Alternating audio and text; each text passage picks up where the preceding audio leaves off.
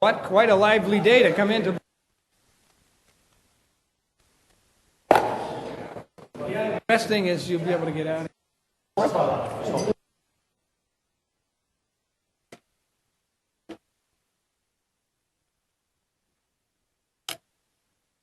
Madam Clerk, would you please call the roll to ascertain the presence of a quorum? Councilor Baker. Councilor Siomo. Councilor Flaherty. Councilor Baker. Councilor Baker's here. Yep. Councilor Flaherty. Councilor Jackson. Councilor LaMattina. Councilor Linehan. Here. Councilor McCarthy. Councilor Murphy. Councilor O'Malley. Councilor Presley. Councilor Wu. Councilor Yancey. And Councilor Zachem. Mr. President, we have four. I've been informed by the clerk that a quorum is present. I would ask at this time for all councilors and guests to please rise. I will ask Councilor Zachem to come to the podium and introduce today's clergy. After the invocation is delivered, I would ask all members and guests to remain standing as we recite the Pledge of Allegiance. Councilor Zachem, you have the floor. Thank you, Mr. President. It's my pleasure today to introduce Reverend Raymond Collins at the Mission Church in Mission Hill. Reverend Collins grew up in Brooklyn, New York, did his preparation for the priesthood in Redemptorist seminaries, and his various assignments have taken him all over the world. The cities in Maryland, New York, Pennsylvania, Ohio, and the Virgin Islands. Mission Hill has truly enjoyed having Father Collins in the community as the pastor of the Mission Church for the past 7 years. It's a wonderfully diverse and spirited parish. We truly appreciate Father Collins for his leadership and involvement in the neighborhood. It's my pleasure to introduce him today to give our opening prayer.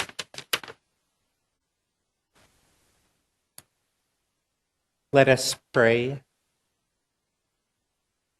O generous and gracious God, God of justice and mercy, Lord of life, Lord of love, thank you for all who are gathered here today. Thank you for the opportunity to serve the city of Boston and its people. Give us a spirit of service that we may always remember to act with integrity and humility. Always help us remember that all authority comes from you.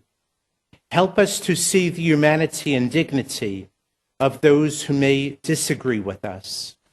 Help us to give to all your people the reverence that your creation deserves. Help us to serve all in our city with honesty and courage. Help us to build the city of Boston into a community that will reflect for all to see the care you have for the whole human family. We thank you, Lord, for the gifts and talents of everyone in the council and its support staff. Please guide us in hope for the future of all. Amen. Thank you, Father Collins, for your inspiring message. At this time, Councilor Zachem will lead us all in the Pledge of Allegiance. I pledge allegiance to the flag of the United States of America, and to the republic for which it stands, one nation, under God, indivisible, with liberty and justice for all. Thank you, Councilor Zachem, and thank you, Father Collins, for being here with us today. At this time, I would like to ask Councilor Jackson to come to the dais so that he can make a special presentation here today. And I'd like to invite the folks from Motown Day to come on right up here to the dais and be introduced. Councilor Jackson, you have the floor. Thank you so much, Council President. I am absolutely elated, and I believe that the Father prayed for the talent that we have right here in this building, in this City Council. And today we have some especially talented people. As we know, February is Black History Month, and a very, very awesome month. And one of the things that I will be doing this month is honoring contributions to the business world. And what better and more amazing business do we have than Motown? Motown Records started by Berry Gordy. And so it is my honor to partner with the actual Broadway presentation. I tried out several times, even as a backup dancer, backup singer, and just way back, and they still didn't let me in. So this is actually going to be the closest that I actually get other than attending the show. But we have an amazing group of people who are joining us today. We have Martina Sykes. Let's give it up for her. And she currently has the honor of playing the trailblazing artist Mary Wells in the hit Broadway smash Motown, the musical. We also have Julius Thomas III, and he plays Berry Gordy in the Motown musical. And we have actress and singer Ashley Tamar Davis, who plays Diana Ross in the music. And I will read from the resolution, and then we will have them say a couple of words. And I think I begged them enough to share with us their wonderful talent. And I know that the president is very happy that he gets to be up here because he might be able to accompany them on with some of his talent. Whereas as an irresistible force of social and cultural change, Berry Gordy's legendary Motown Records made its mark not just in the music industry, but society as a whole, with a sound that has become one of the most significant musical accomplishments and success stories in the 20th century. And whereas the music of Motown, including musicians such as Diana Ross and the Supremes, Smokey Robinson and the Miracles, Stevie Wonder, the Temptations, the Four Tops, Marvin Gaye, Michael Jackson and the Jackson 5, the Marvelettes, Martha Reeves and the Vandells, Gladys Knight and the Pips, Lionel Richie and the Commodores, communicated and brought together a racially divided country and a segregated society around the world, touching all people of all ages and race. And I just stop right now. We have some division in our country right now. And I think one of the things that we've been able to see with Motown and others is an opportunity to come together, to have a conversation, to share on something that we can all connect with and enjoy. So I think it's also very appropriate to have this conversation and this connection today. And we are going to move forward. And whereas Boston is now part of the legacy and the history of Motown as one of the stops on the first national tour, therefore be it resolved that the Boston City Council, hereby in meeting assembled, does hereby offer their congratulations to Motown as being the greatest pop music hit factory ever heard of, as well as an institution, a state of mind, and a way of life. And also, be it resolved that the Boston City Council recognizes February 3rd as Motown Day in the city of Boston and encourages Bostonians to participate in its observance. Let's give it up for these folks.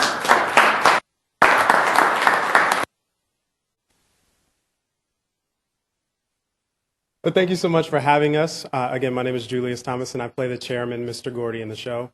I know that if he were here right now, he would be beside himself with joy. This music is so very important to him, and it's so very important to us that we get to bring it to you guys and provide you a little relief from all of this cold weather and all this snow that you've got piled up outside. So we just want to say thank you so much, and we hope that you'll come see the show and dance and sing along with us because we are really having a wonderful time. And this is the music that got us dancing together before we were even speaking to each other. So so it's very important to us, and we don't take that lightly, and we're so glad that you don't take it lightly. So thank you for Motown Day. Thank you so much.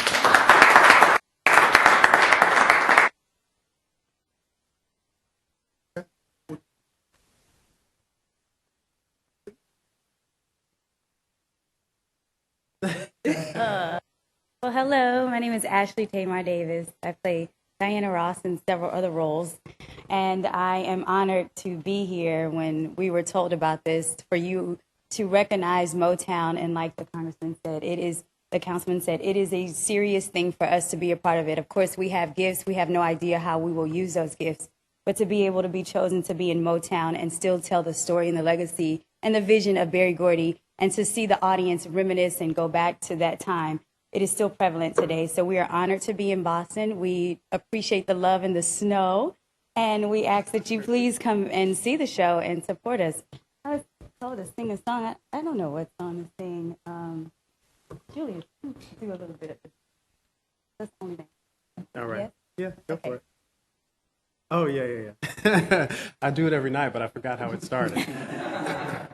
Like sweet morning dew, I took one look at you, and it was plain to see that you were my destiny.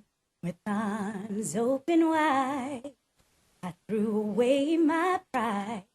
I'll sacrifice for you, dedicate my life to you. I will go where you lead, always there in time of need. And when I lose my will, you'll be there to push me up the hill. And There's no looking back for us. We got love shown up, that's enough. You're all I need to get by.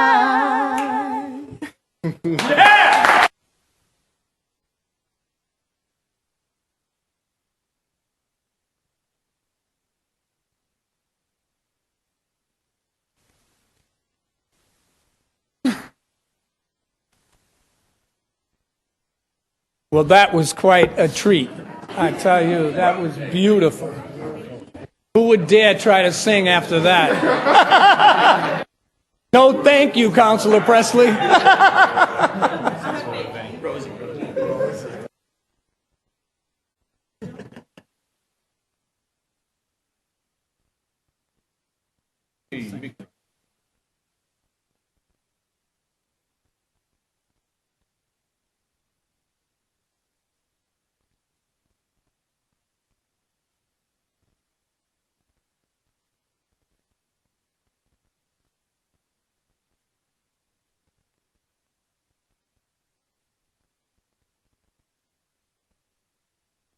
Thank you so much.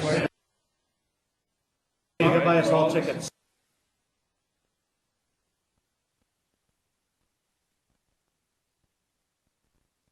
Let's give them a big hand one more time as they leave. Just going to take a 30-second recess.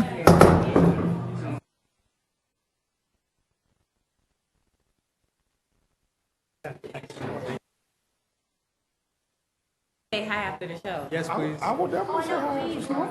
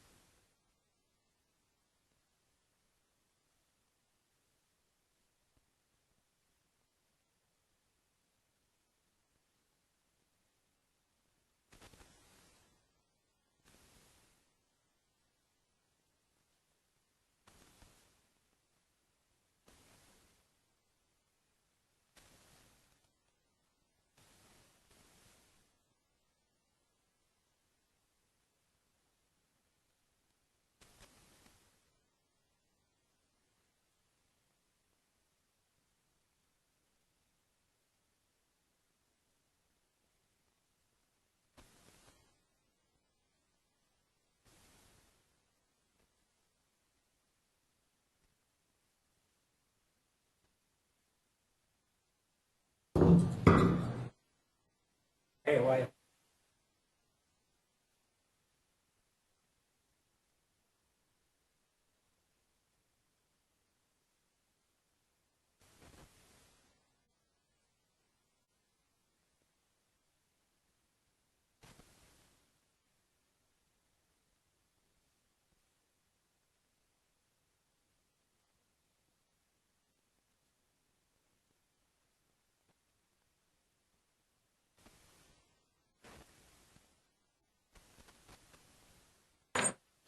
Are you? Yeah.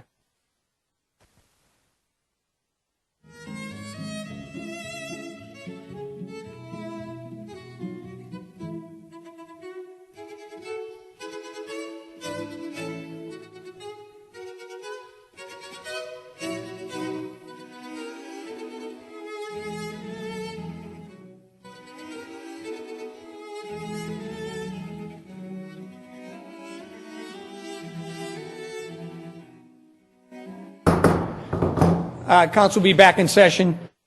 In case folks don't know also, we put together a resolution on behalf of the Boston City Council from me. So I'm going to read it. Whereas the New England Patriots defeated the Seattle Seahawks to win Super Bowl 49. Whereas the New England Patriots won 4 Super Bowls in the last 15 years. Whereas in the 20 years since the Kraft family bought the New England Patriots, they have become a model organization for the NFL. Where the New England Patriots continue to set the standard for the NFL. Whereas Coach Belichick holds many records, including the records for postseason wins with 22. Whereas Coach Belichick and quarterback Tom Brady hold the record for the winningest coach and quarterback tandem for victories. And whereas quarterback Tom Brady holds many records, including the record for most Super Bowl touchdown passes, therefore it be resolved that the Boston City Council in meeting assembled here today wholeheartedly congratulates the New England Patriots on Super Bowl 49 victory and proclaim, along with Motown Day, Wednesday, February 4, 2013, shall be known as New England Patriots Day here in the city of Boston. All righty? There we go. For the record, on the Wednesday of the parade, we acknowledged the Patriots. And just a bit of announcement: when the parade makes its way down here to the State and around School Street, then we'll suspend the meeting so that we can acknowledge the Patriots as a body. We'll go into the Curly Room, we'll go out on the balcony as a body, and we can acknowledge the Patriots. And then we'll resume the meeting after that. Also, I was just in conversation with the mayor, and he's also going to join us.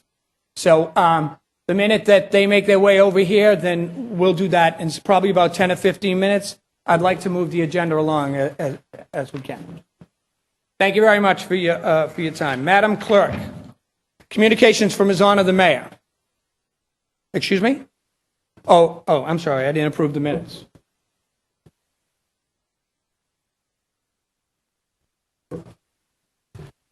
If there are no corrections to be made, the minutes of the last meeting will stand approved. Seeing and hearing no objections, the minutes are so approved. Communications from His Honor the Mayor, Madam Clerk. Docket number 0244, message and order authorizing the City of Boston Transportation Department to accept and expend a grant from the Massachusetts Department of Transportation, MassDOT, in an amount not to exceed $736,906.02 to assist the city in funding positions in the Boston Traffic Management Center, TMC, for the next fiscal year. Docket 0244 will be assigned to the Committee on City, Neighborhood Services, and Veterans Affairs. Docket number 0245, message and order authorizing the City of Boston to accept and expend a grant totaling $80,465 from Urban Sustainability Directors Network to the City of Boston's Office of Environment, Energy, and Open Space to support the multi-city microgrid workshop to carry out a collaborative learning workshop for 5 member cities of creating a more resilient grid. Docket 0245 will be assigned to the Committee on Environment and Park. Docket number 0246, message and order authorizing the Police Commissioner to accept and expend funds of $50,000 from the Executive Office of Health and Human Services Department of Public Health for the purpose of supporting the naloxone program known as Narcan. Docket 0246 will be placed in the Committee on Public Safety. Right? Yep. Great. Docket number 0247, message and order authorizing the Police Commissioner to accept and expend funds of $1,261 from the West End to be utilized by the Boston Police Department's Office of Research and Development to query incidents, arrests, and other related category data for the year 29 to June of 2014. Chair recognizes the Chair of the Committee on Public Safety, Council Murphy, on docket 0247. Mr. President, I move suspension of the rules and passage of docket 0247 at this time. Councilor Murphy moves suspension of the rules and passage of docket 0247. All those in favor say aye.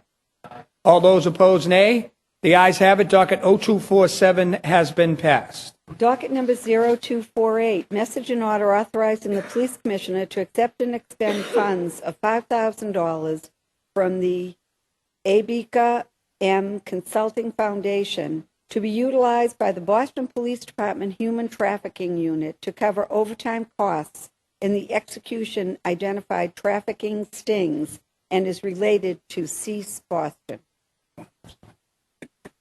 Council Murphy moves suspension of the rules and passage of docket 0248. All those in favor say aye.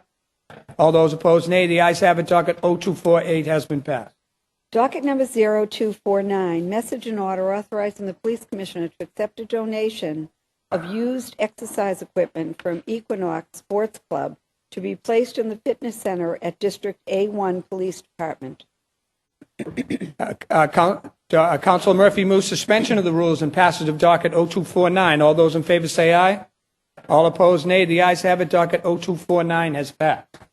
Docket number 0250, message and order for the confirmation of the appointment of Mr. Michael Woodall as the Chair of the Boston Water and Sewer Commission, term expiring January 4th, 2016. Docket 0250 will be assigned to the Committee on City, Neighborhood Services, Veterans Affairs. Docket number 0251, message and order approving a home rule petition to the General Court entitled An Act Relative to Changing the Name of the State-Boston Retirement System to the Boston Retirement System. Chair recognizes the Chair of the Committee on Government Operations, Councilor Flaherty, on docket 0251. We passed this home rule petition back in September with the support from the Mayor's Office, the Legal Department, and the Executive Director of the Retirement Board. Well-attended hearing. What we learned after we had passed it was that we got some additional sections.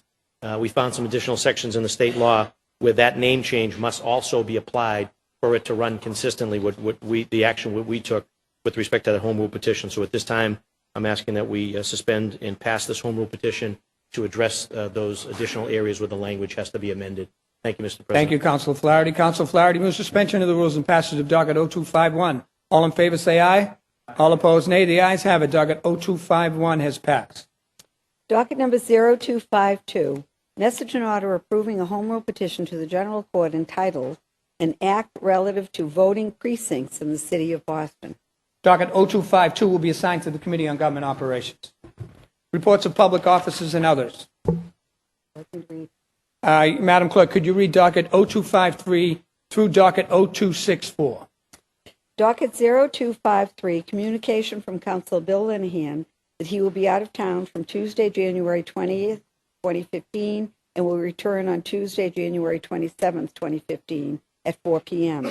Docket number 0254, notice was received from the mayor of the resignation of Paul G. Alfonso as the Commissioner of the Boston Water and Sewer Commission.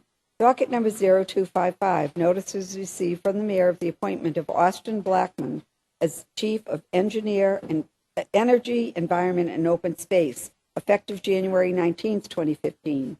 Docket number 0256, notice was received from the mayor of the appointment of Tricia M. Lyons as Acting Commissioner of the Property Management Department, effective January 5th, 2015. Docket number 0257, notices received from the mayor of the appointment of Sean Blue as Chief Diversity Officer, effective January 5th, 2015. Docket number 0258, notices received from the mayor of the appointment of Gina Fiandaca as the Commissioner of the Boston Transportation Department, effective January 18th, 2015. Docket number 0259, notices received from the mayor of the appointment of Roseanne Foley as the Executive Director of the Boston Landmark Commission, effective January 20th, 2015. Docket number 0260, notices received from the mayor of the appointment of Giselle Sterling as the Interim Commissioner of Veteran Services, effective January 16th, 2015. Docket number 0261, communication was received from the City Clerk of the filing agreement between the City of Boston and the Bridgeway Apartments Limited Partnership pursuant to Chapter 121A Project, Section 6A of the Massachusetts General Laws. Docket number 0262, communication was received from the Commonwealth of Massachusetts regarding petition of N-Star Electric Company pursuant to Section 6 of Chapter 665 of the Acts of 1956 for exceptions from the Boston Zoning Code for a substation at Seafood Way in South Boston and approval pursuant to General Laws, Chapter 164, Section 72. Docket number 0263, notices received from the mayor of the appointment of Laura O'Guerreri as the Chief Communication Officer, effective December 29th, 2014. And docket number 0264, notices received from the mayor of the appointment of Tehran Dorsey as the Chief of Education, effective September 29th, 2014. Thank you, Madam Clerk, for that. Docket 0253 through docket 0264 will be placed on file. At this time, I'm going to call for recess, and I'd like to let folks know that the Boston City Council have the ability to be on the balcony outside the Curly Room, that any staff will have the ability to be on this balcony and back here, and to also view the Boston Patriots as they come. Kerry will keep an eye on it. One note of real importance. There will be a fireworks display. It's only 8 seconds. We will ask to leave the balcony while it goes off and come back out, okay? And that should be very shortly.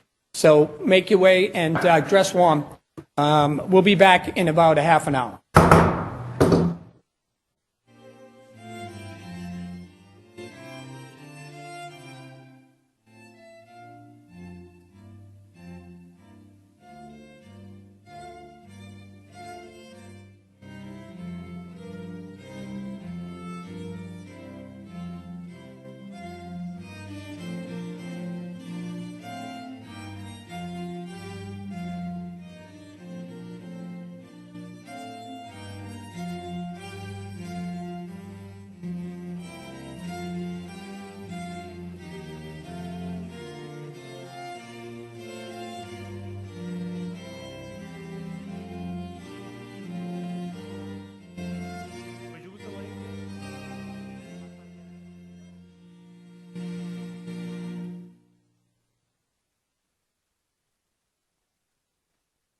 careful out there.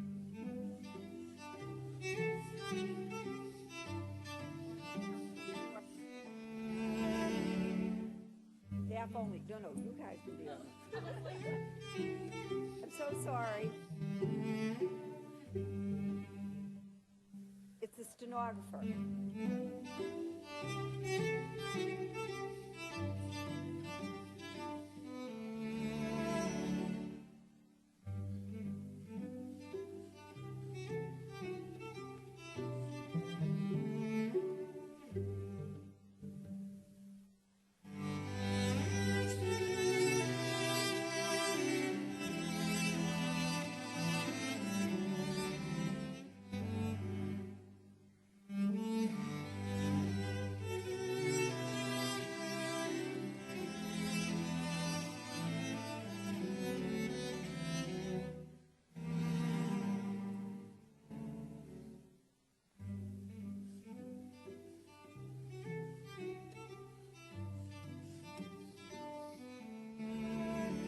Yes.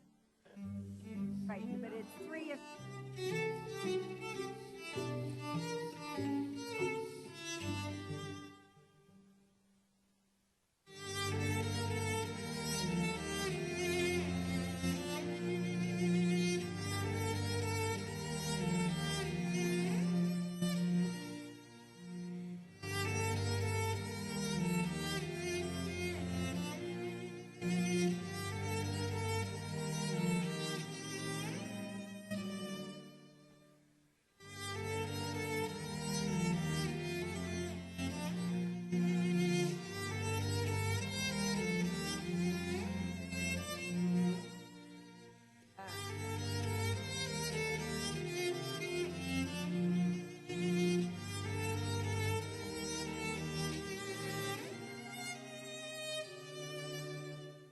bleeding to my skin.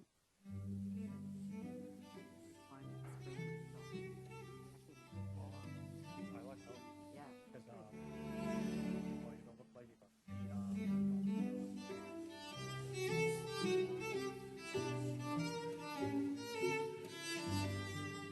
Great job. Oh, isn't that great? That's like...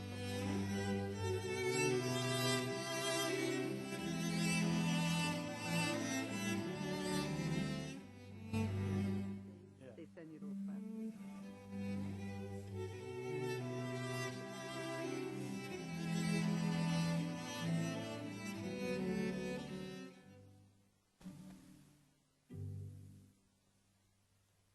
Oh yeah, I had huge.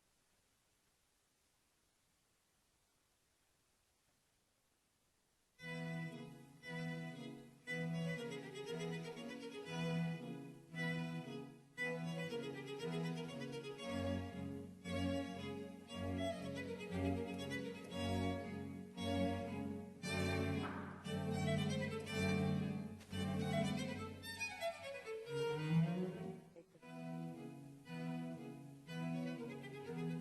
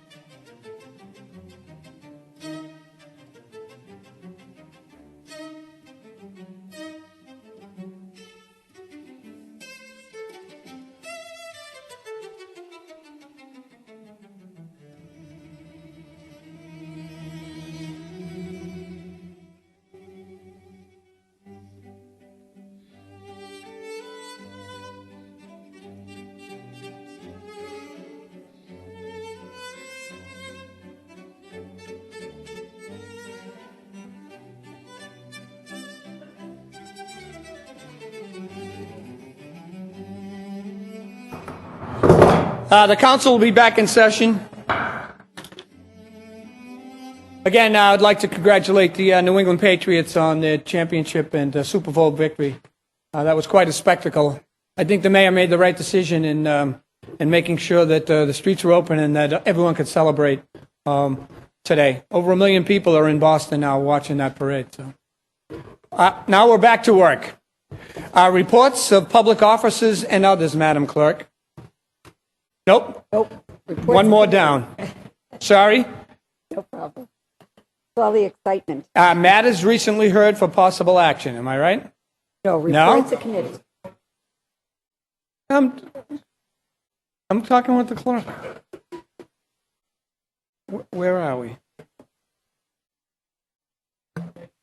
Oh, I got it.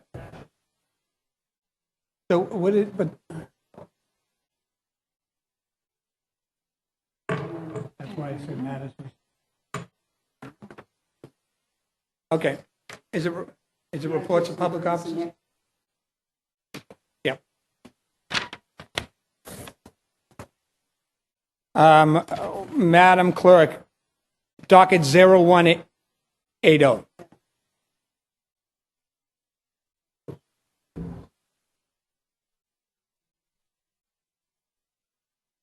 Docket number 0180, Committee on Rules and Administration, to which was referred on January 14th, 2015.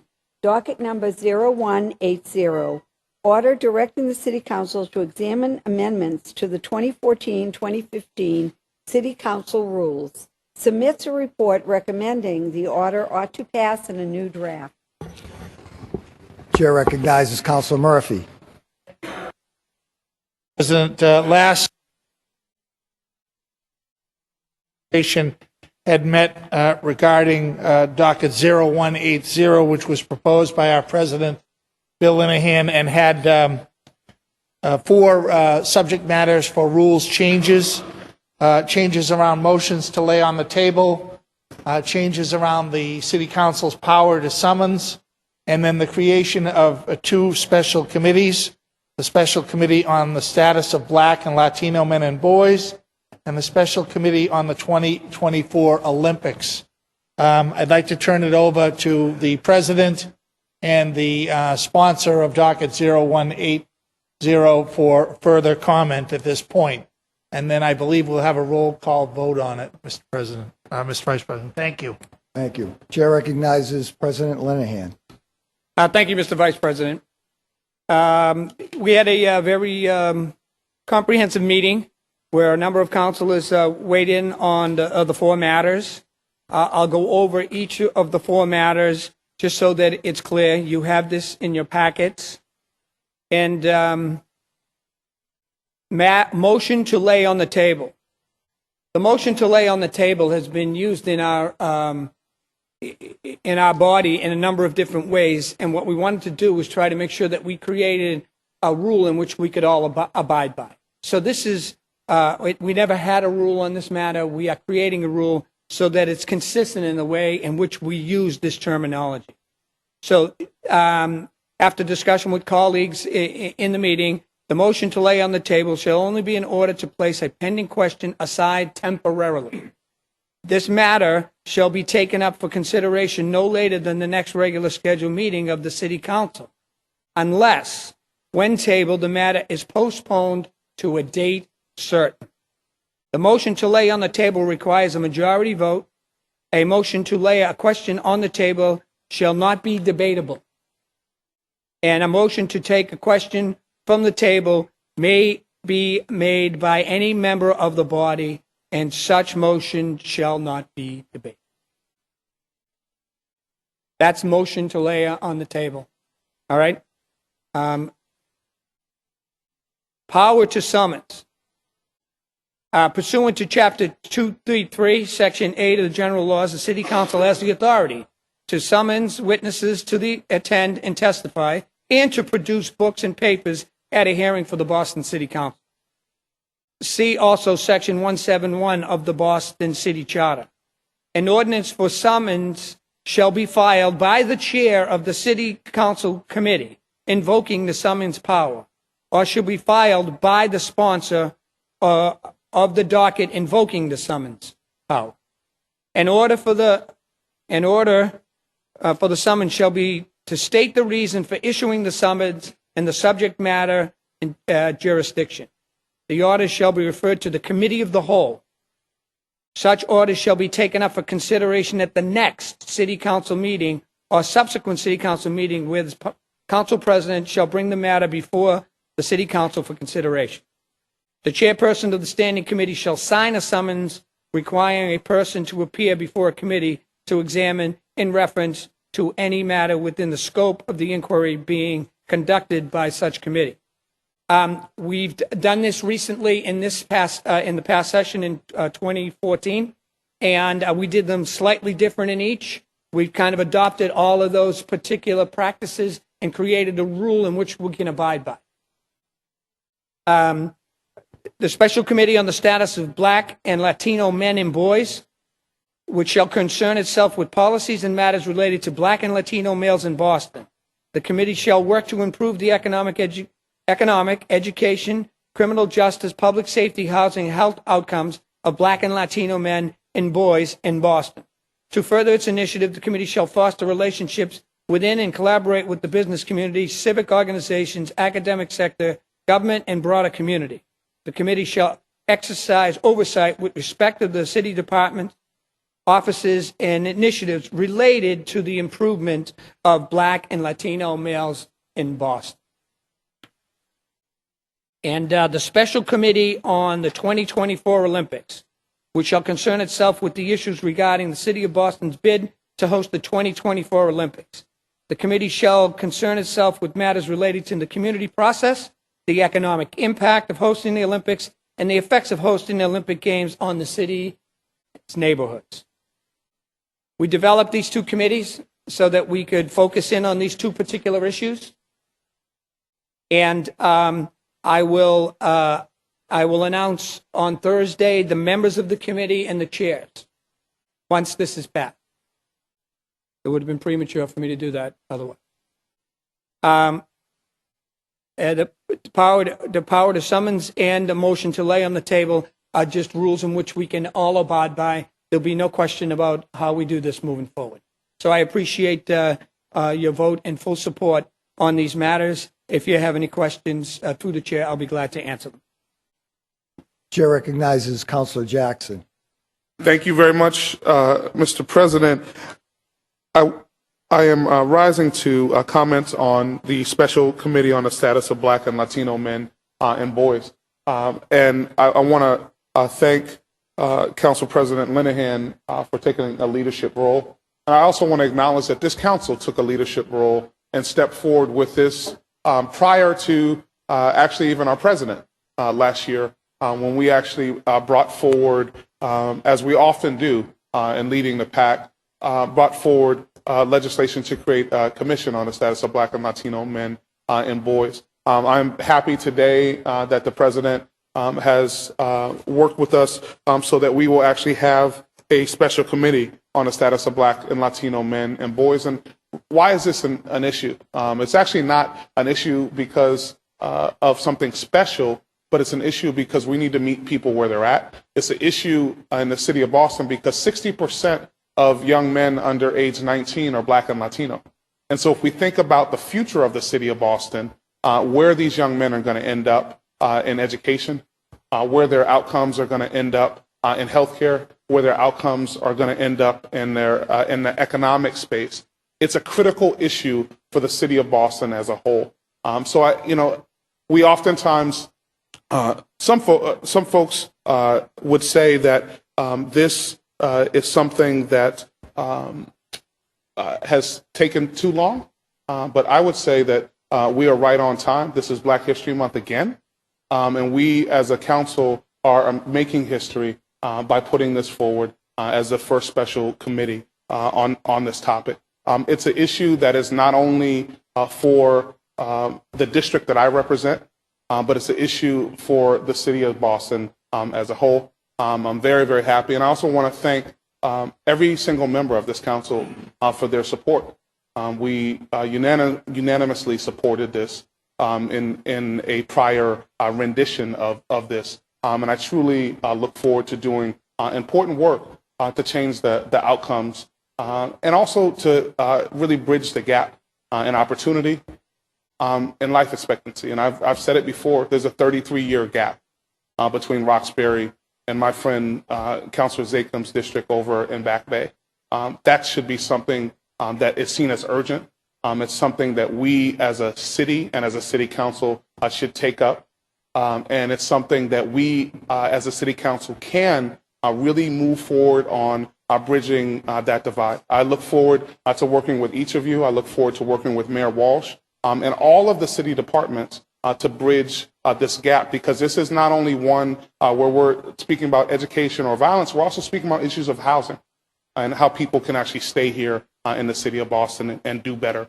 So again, I want to thank Council President Linehan for amending the rules, including this in the amended rules. And I look forward to any future leadership keeping this committee and this focus on a group of people in our city who need to be focused on, so that we can all be Boston. And I think it's absolutely critical that everybody is brought into the fold, and that we don't remain as a city where some people are doing well and others aren't doing well. We all believe in a city where each of us is part of this city of Boston. Thank you so much. Thank you, Councilor Jackson. Chair recognizes Councilor Yancey. Thank you very much, Mr. Chairman. I rise to commend the President of the City Council for taking this initiative to resolve some procedures that haven't been all that clear in the past, particularly around the powers to summons and motions to lay on the table. I will be voting for these, but my question has to do with the matters that are currently on the table. I don't believe that we should retroactively apply these rules to matters that have been placed on the table previously. I believe we should be using the rules for, in terms of any future motions. I think that's appropriate, but I don't think it's appropriate to apply this to the 9 matters that are currently on the table. So I intend to vote for this with the understanding that they take effect for all future efforts. Thank you very much. Thank you. Chair recognizes Councilor O'Malley. Thank you, Mr. Vice Chair. I rise to commend the Council President for his initiatives here. I will be voting in favor of them. The rules changes, I think, are important to make sure we are all on the same page. I'm particularly heartened to hear about the 2 new special committees. Want to acknowledge, and he said all the reasons why we need it, but really the leadership of Councilor Jackson on the committee, special committee on Black and Latino men and boys. Very, very important issues, something that he's worked tirelessly on for some time, and I'm glad to see the council playing a role. Secondly, I think it is vitally important that we use our statutory power and really encapsulate in this committee as we discuss the possibility of bringing the Boston 2024 Olympics to the city in 10 or so years. I am a longtime proponent of discussing and seeking out the feasibility of hosting the games. We've talked about this for many years now.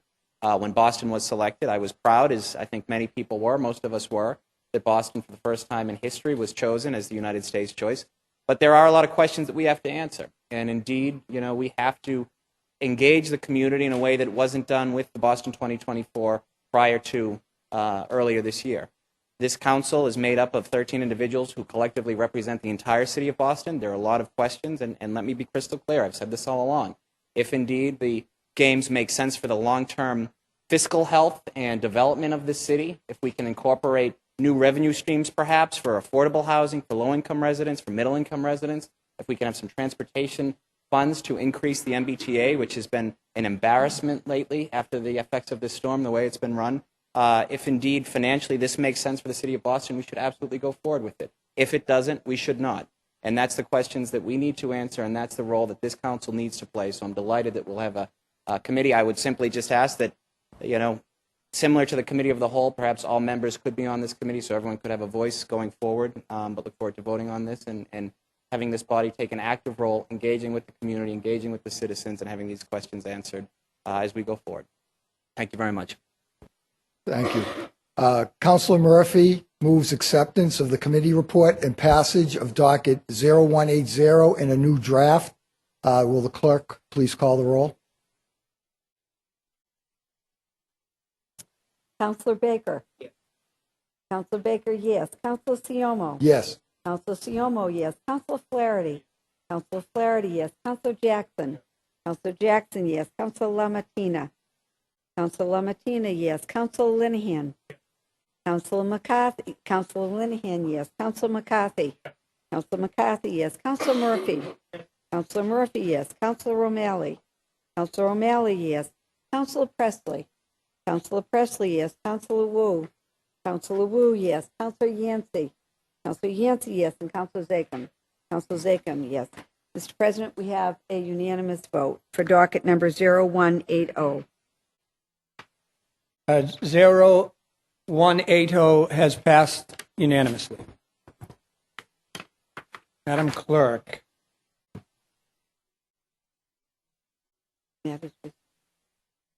Matters recently heard, please. Docket number 0170, message and order authorizing the City of Boston to submit the Massachusetts School Building Authority the statement of interest for the accelerated repair program for the following schools: Young Achievers Science and Math K through 8, Community Academy of Science and Health, Tech Boston Academy, Ellis School, McKay K through 8 School, Hurley School, and the Summer School. The statements of interest described and explained the deficiencies and priority category for which the City of Boston may be invited to apply for the Massachusetts School Building Authority in the future. Chair recognizes the Chair of the Committee on Ways and Means, Councilor Siomo. The Committee on Ways and Means, February 3rd, on docket 0170, a request for authorization for the City of Boston to submit the statements of interest for window repairs at the 7 schools mentioned: the Young Achievers, Science and Math K through 8, Community Academy of Science and Health, Tech Boston Academy, Ellis School, McKay K through 8 School, Curley School, and the Summer School.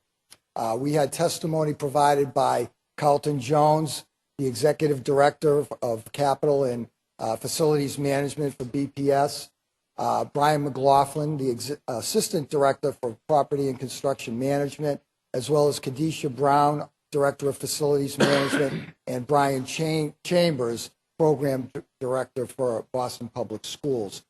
A statement of interest begins a conversation with the Mass School Building Authority for possible grant funding of approximately a 65% reimbursement of costs to repair these aforementioned school buildings.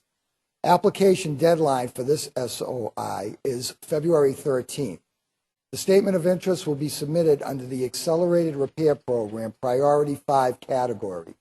Priority 5 includes the replacement, renovation, or modernization of school facility systems such as roofs, windows, boilers, heating, and ventilation systems. All schools are looked at, and these particular schools were identified as needing immediate repairs, which fit the parameters of the Accelerated Repair Program for window projects. These repairs will provide an energy-efficient upgrade and will result in direct operational savings for the school district. There will be future council hearings to appropriate funds if the MSBA invites BPS to participate in this funding round. I recommend passage. Thank you. Thank you, Councilor Siomo. Councilor Jackson. Mr. President, I just have a clerical fix that after the Curley School, there's a really scary word for young people. Summer School is currently how it's written. If we could actually change that to Sumner School. Oh, the Sumner School. Yes. Yeah. But I also want to thank the administration for their work in this space. We have not seen the Boston Public Schools use the Mass School Building Authority as much as they should in the past. And actually later on in the agenda, we're going to be doing an analysis over the past 20 years of how much dough has come in our direction, because we know as a city of Boston that we are the driver of sales tax in the state of Massachusetts. So it's absolutely critical that we get our fair share for the schools. We also know that we have the oldest school system in the country, and that we probably have the oldest schools, and it's absolutely critical that these schools continue to get upgraded. And so it's very, very good news to hear that the administration is continuing to move forward on upgrades. And I also am excited that we are going to be getting a comprehensive facilities plan. So we can actually continue to have the conversation about what schools deserve what upgrades, and also the possibility of new schools in the city of Boston. So just want to say that I'm very encouraged to see more and more of these continue to come through the council. It's good news. Thank you, Councilor Jackson. Councilor Yancey. Thank you very much. The statement of interest process is relatively new to the Massachusetts School Building Authority. It's an effort to ensure that the mayor, the city council, and the school committees are on the same page with regards to these particular projects.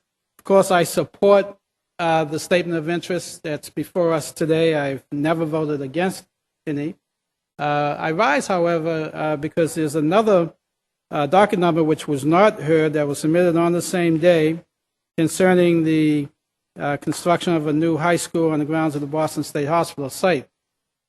That's the chair's prerogative, and that's fine. But I believe that as we take a look at the Massachusetts School Building Authority, and I've met with the executive directors of that particular authority quite a few years now, and the reply I always get is, well, the city has to apply if we're serious about building a new high school. Last time we built a new high school was 1979. All of our high school buildings are outmoded and outdated. And to Councilor Jackson's point, there are more than 20 communities throughout Massachusetts, most surrounding Boston, that have brand new high schools. And our children are competing with the same children who are going to those high schools. The difference is that they are not hamstrung with outmoded schools.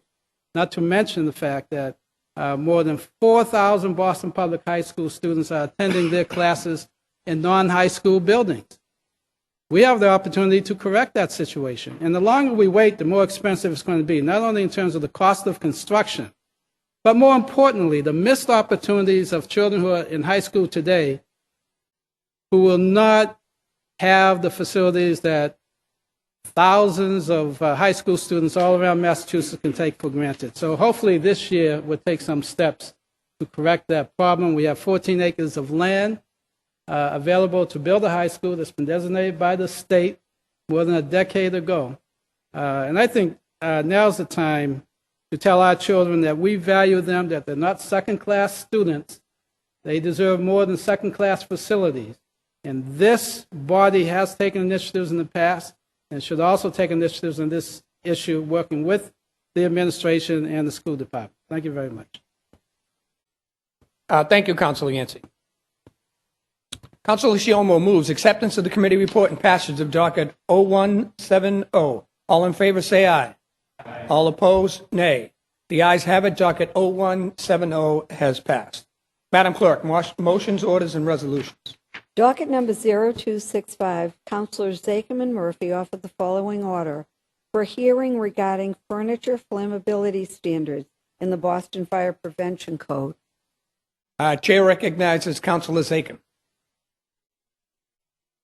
Joining with me on this hearing order as chair of the Public Safety Committee, he has quite a bit of experience with the fire code. This came out of a hearing we had last year with the Last Call Foundation regarding the higher rates of cancer in members of the Boston Fire Department, current and retired, and the carcinogens in much of the furniture that is required currently under the Boston Fire Code. Flame-retarding chemicals with high levels of carcinogens are currently required on the Boston Fire Code. The Massachusetts Fire Code was recently changed to not require these chemicals anymore. This is something that the PFFM and I believe Local 718 as well are in favor of, and we look forward to having a hearing to examine whether Boston itself can now sort of jump aboard and make sure that we are up to snuff with the most current fire codes, but most importantly, making sure we're protecting everyone in the fire department and citizens in the city of Boston from these dangerous chemicals. So thank you again, Councilor Murphy, for joining with me on this. I look forward to the hearing.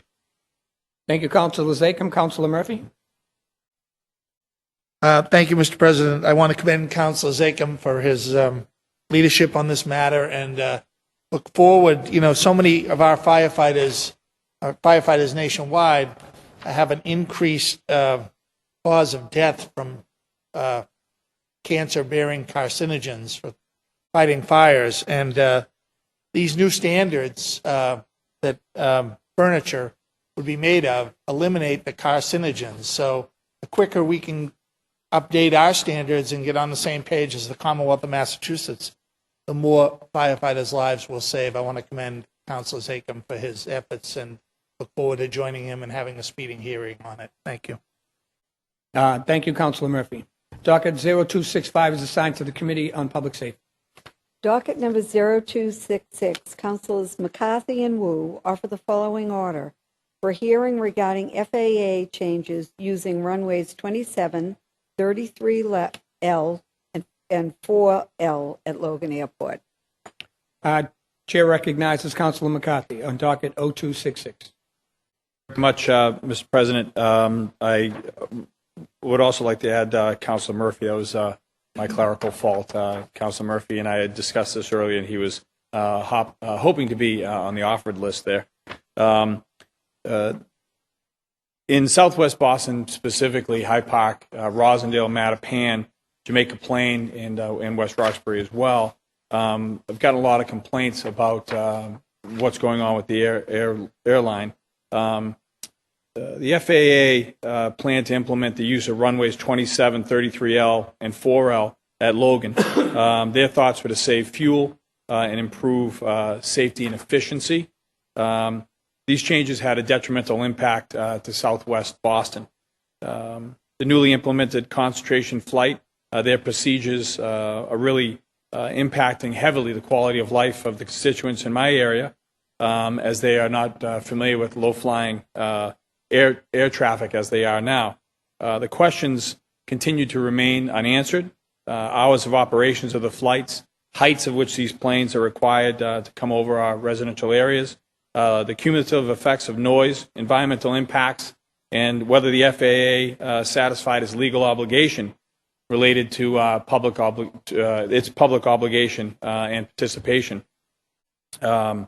The FAA has claimed that there's no significant impact to our area. If you follow Twitter at all, there's actually a hashtag JetsOverRossi, and I generally get those texts and tweets around 5:15, 5:30 every morning from different parents whose babies have awoken at 5:30, 5 o'clock in the morning as the jets come flying in low over Rossi and Hyde Park. This discussion is to bring the FAA in and Massport in, discuss their negative impact on our city. Thank you, Councilor McCarthy. Councilor Wu. President, I want to thank Councilor McCarthy and Councilor Murphy for the opportunity to partner on this. I've certainly heard a lot from residents in their part of the city about this issue, and my office has actually gotten complaints from many other neighborhoods too, South End, South Boston, Roxbury, as well, as these flight patterns have changed. So for the residents, it's not just a frequent but persistent issue, a big nuisance. And then for the advocates who have spent a lot of time digging into the technical details, lots of very specific terms and issues, it's been even more frustrating because there has been so little information and so little response to all of the public comment that's gone in. So thank you again. Looking forward to digging into all the details on this. Thank you, Councilor Wu. Councilor O'Malley. Thank you, Mr. President. I just rise to thank the three co-sponsors and ask that my name be added. Please add Councilor O'Malley's name. Presley, add the chair's name. Councilor LaMattina. All right, Councilor Jackson, you have the floor. I just want to compliment the authors and sponsors of this. This is something that many people in Roxbury have called my office about. And during the spring and fall, I was working out at 5:30 in the morning, and I don't see too well, but I literally could see the numbers on the planes as they were going over the house that I grew up in. Lived there for my whole life, and I know that the planes did not fly as low when I was younger and didn't have to work out as much. So I think it's really, really critical that we figure this out, that people speak plain language to us about why this is happening, and that we deal with what's actually a huge change in the quality of life in many neighborhoods in the city of Boston for whoever's benefit, and we don't even know whose benefit that is towards. So I think it's really important, and it's also, I believe, an urgent issue that should be expedited. So I just want to thank the sponsors for their leadership on this issue. Thank you, Councilor Jackson. Councilor Yancey. Thank you very much. First of all, Mr. President, I want to acknowledge the burden of Logan Airport on the communities of East Boston and South Boston and the South End. I rise because over the years we've challenged many decisions made by Massport and the various airlines. Particularly, we fought against the implementation of runway 22, I think it was 22L. I may be mistaken on that. But I joined with the people of East Boston in challenging those decisions which had a disparate impact on those communities. But the communities of Roxbury, Dorchester, Mattapan, Hyde Park, West Roxbury also impacted. And I look forward to this hearing and would like to have my name added, and I commend the makers. Thank you very much. And parenthetically, Mr. President, I'd also like to have my name added to 0265 if you could allow that. Thank you very much. Yeah, we would allow that. Did you get that, Madam Clerk? And could you also add Councilor Yancey's name and Councilor Jackson's name to this order?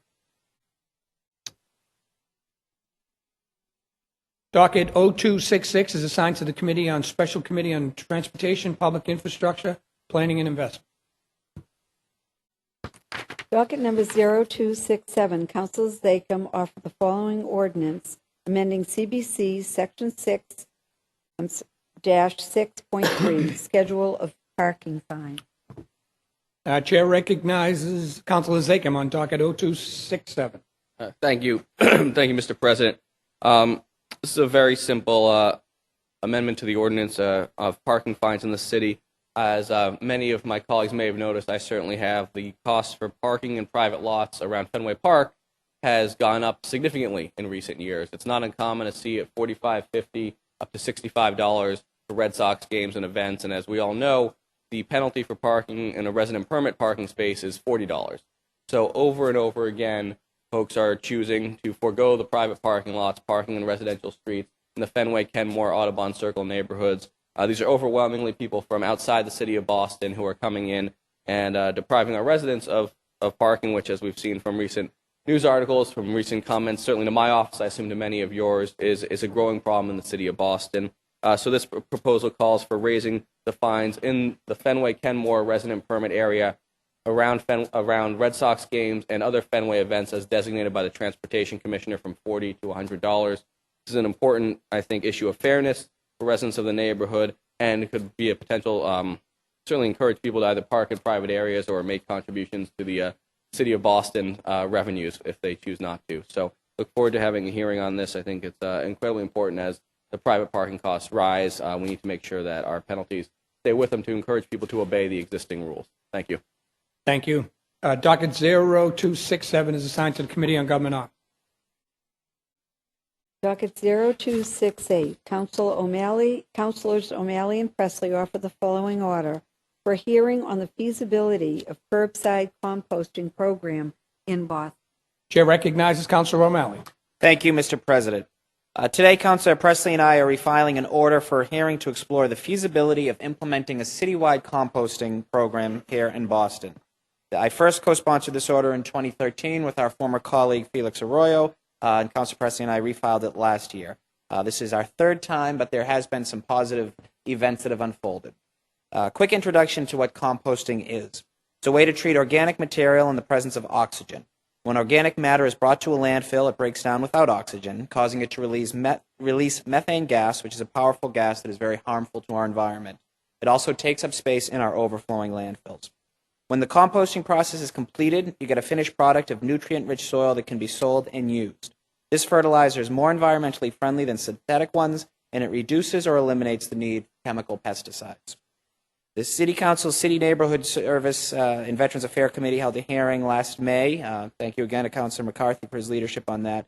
And it was a very long and robust and positive hearing in which representatives of the Mayor's Office, environmental advocates, and other stakeholders offered public testimony in support of curbside composting in Boston. I'd like to revisit this issue one more time, discuss the progress we made, and the work that still needs to be done.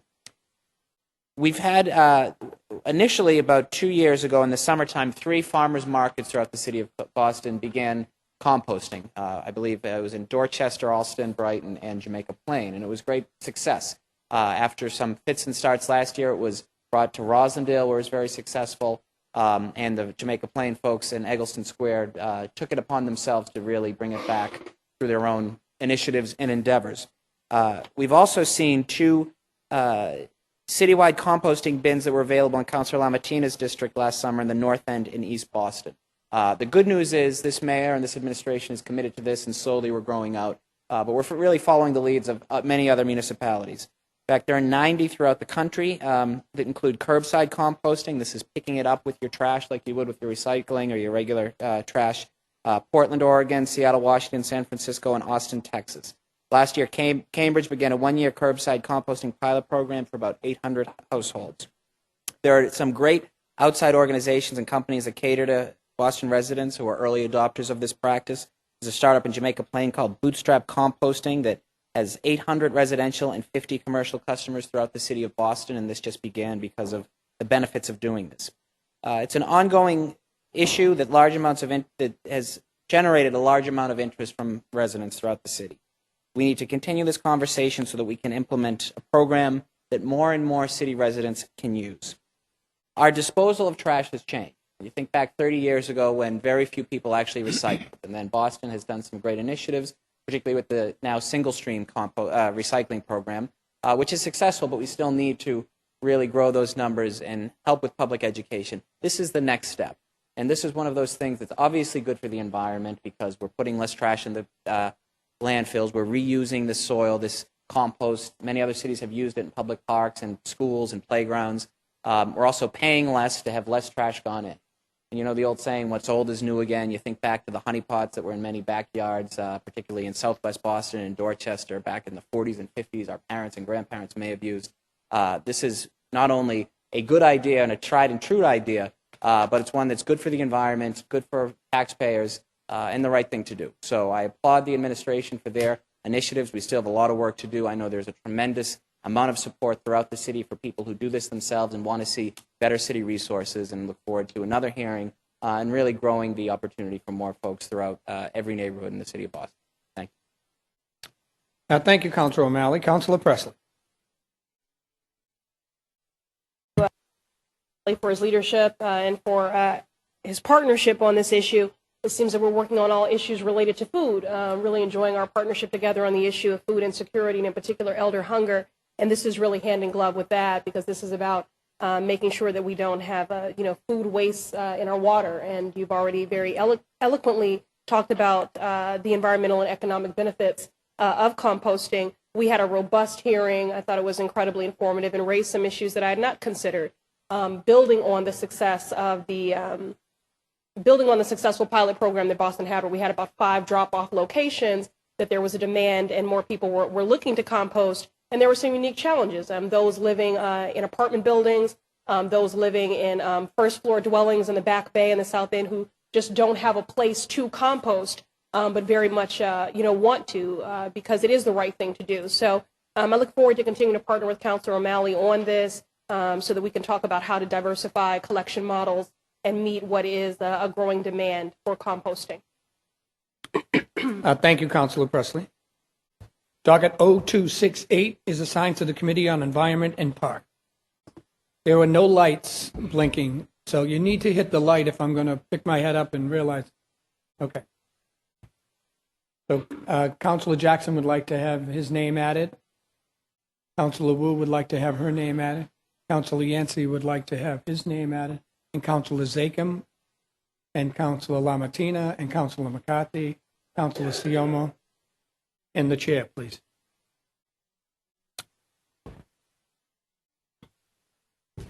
Docket 0268 is assigned to the Committee on Environment and Parks.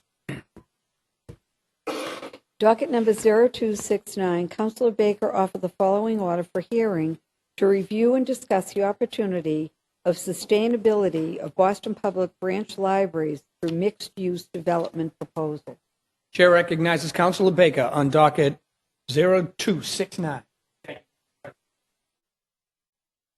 Chair of Economic Development, for having a hearing back in December. I just want to keep this in the pipeline so we can keep talking about it. Like I said, it's a refile. Thank you. Great. Thank you, Councilor Baker. Councilor O'Malley? Please add my name, Mr. President. Please add Councilor O'Malley's name, Councilor Presley's name, Councilor Wu's name, Councilor McCarthy's name, Councilor Lamartina's name, Councilor Flaherty, Councilor Jackson, Councilor Siomo, and please add the chair's name. Docket 0269 is assigned to the Committee on Economic Development, Planning, and Labor. Docket number 0270, Councilor Baker offered the following order for hearing regarding the Boston City Charter and proposed revisions. Chair recognizes Councilor Baker on docket 0270. It's also another refile. I found it to be an enormous amount of work, but we are going to have a hearing on it, hopefully in February or March. We are working, the vice chair and myself have been working on it. Hopefully we have a buy-in from a local university to help us with that effort. Thank you. Great. Can I, on that particular matter, Yes. is it possible that councilors could submit any, ideas that they might have? Councilors can do whatever they want, absolutely. That's Good what they luck told with me that. when I was elected, yeah. Baker and O'Malley, here we go. All right, thank you very much. Did you want to say something? Please add Councilor O'Malley's name, and please add my name, and Councilor Flaherty's, and Councilor Jackson's, and Councilor McCarthy's, Councilor Presley, Councilor Wu. Thank you. The buttons are moving today. Docket 0270 is assigned to the Special Committee on Charter Reform. Docket number 0271, Councilors Baker and Presley offer the following ordinance, amending the City of Boston Code Ordinances, Chapter 6-6.6, impoundment of vehicles. Chair recognizes Councilor Baker on docket 0271. Thank you, Mr. President.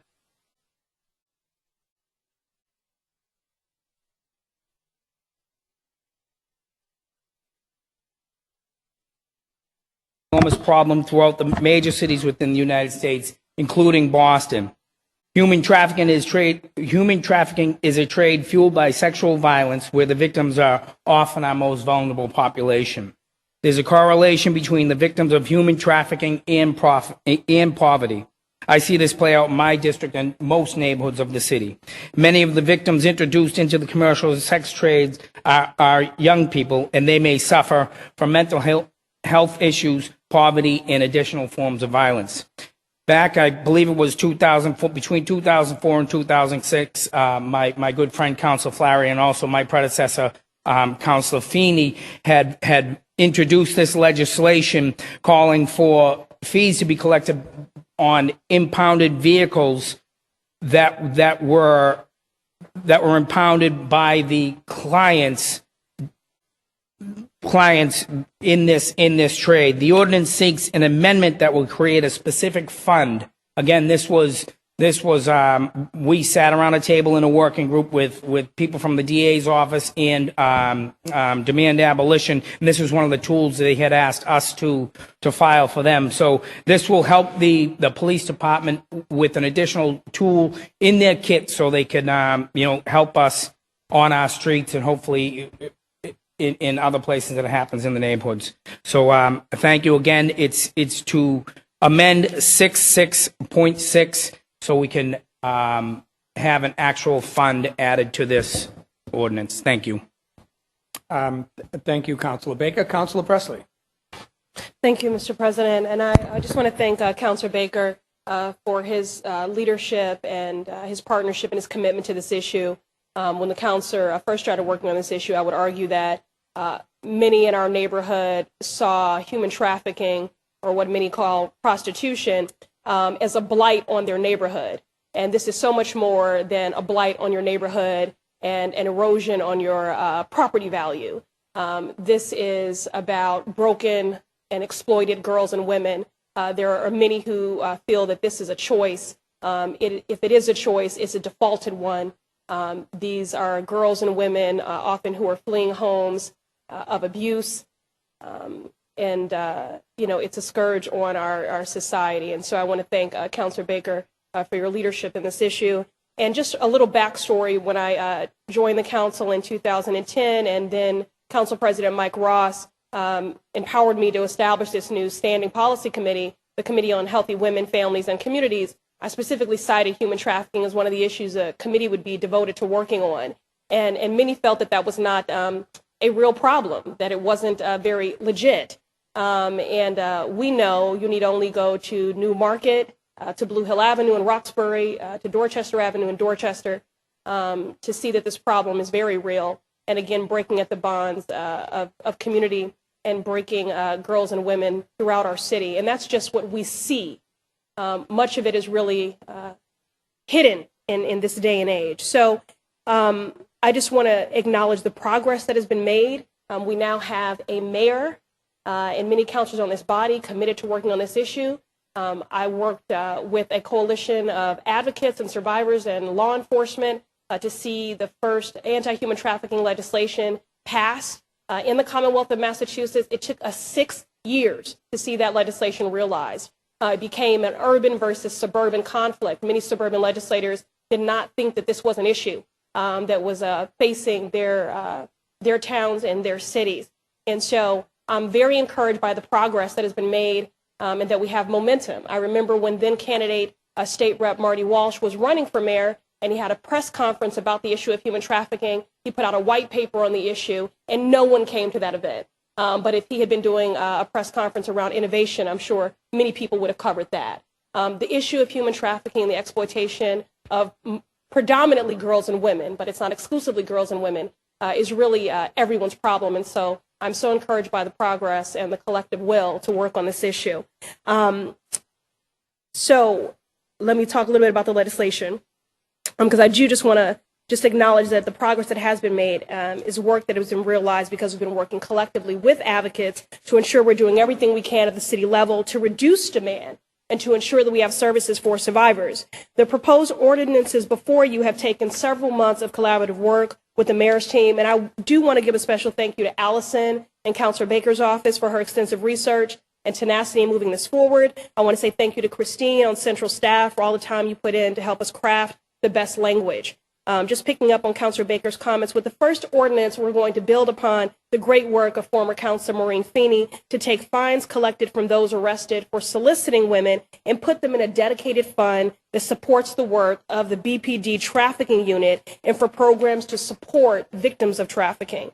With the second ordinance, this was born out of the great work of Sergeant Donna Gavin and the trafficking unit. The BPD knows there are a number of sham businesses using body work, massage parlors and the like, as a front to traffic women. But since these businesses aren't licensed or monitored by state or city, there's really no way to go after them. So this ordinance will allow ISD to register body work businesses because the state does not license them. And hopefully this will ensure residents have access to legitimate body work practices, will be protecting workers, and give the BPD the tools they need to crack down on people that are trafficking women. So again, very encouraged by the progress, and thank you, Councilor Baker, for your partnership on this. Thank you, Councilor Presley. Councilor Flaherty. Thank you, Mr. President, and obviously thank my colleague, Councilor Baker, for recognizing the efforts of Councilor Feeney and I back in 2004, actually.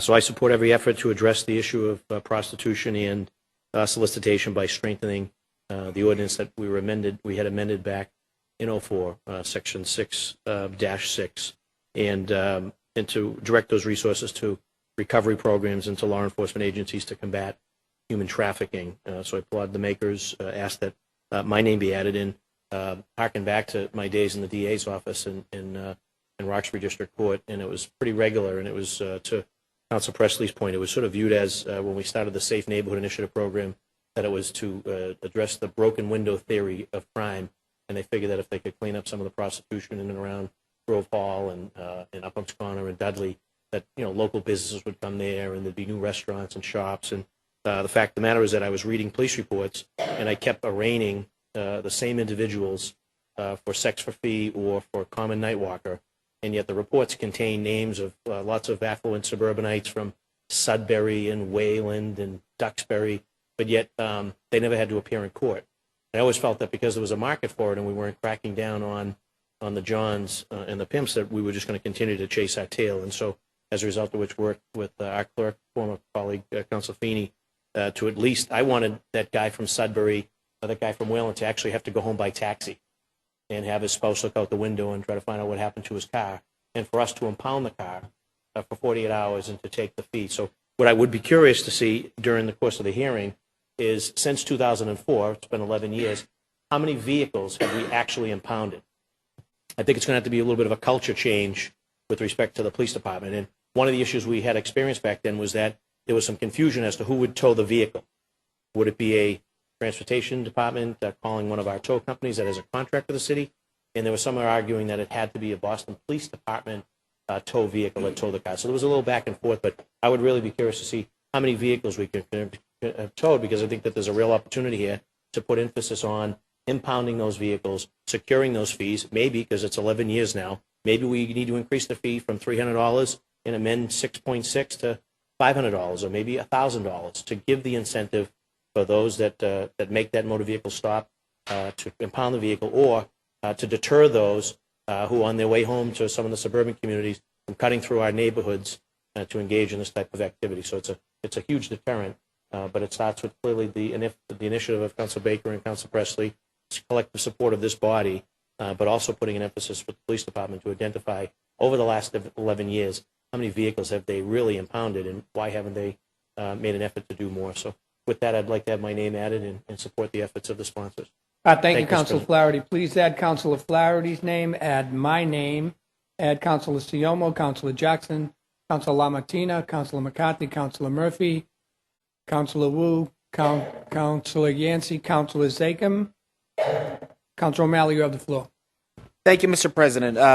I rise to obviously thanking the co-sponsors and Councilor Flaherty and Clerk Feeney for their work on this. Obviously, asked that my name be added. And just wanted to mention very briefly that PBS is running a documentary series called A Path Appears on their Independent Lens. It's on Independent Lens. It's on demand, and if you have an opportunity to watch it, I'd suggest it. It just premiered at the end of January, and it's about human trafficking and the real toll that it takes on these young girls. And one part of the premiere was on My Life, My Choice, which is a nationally recognized anti-trafficking agency here in Boston.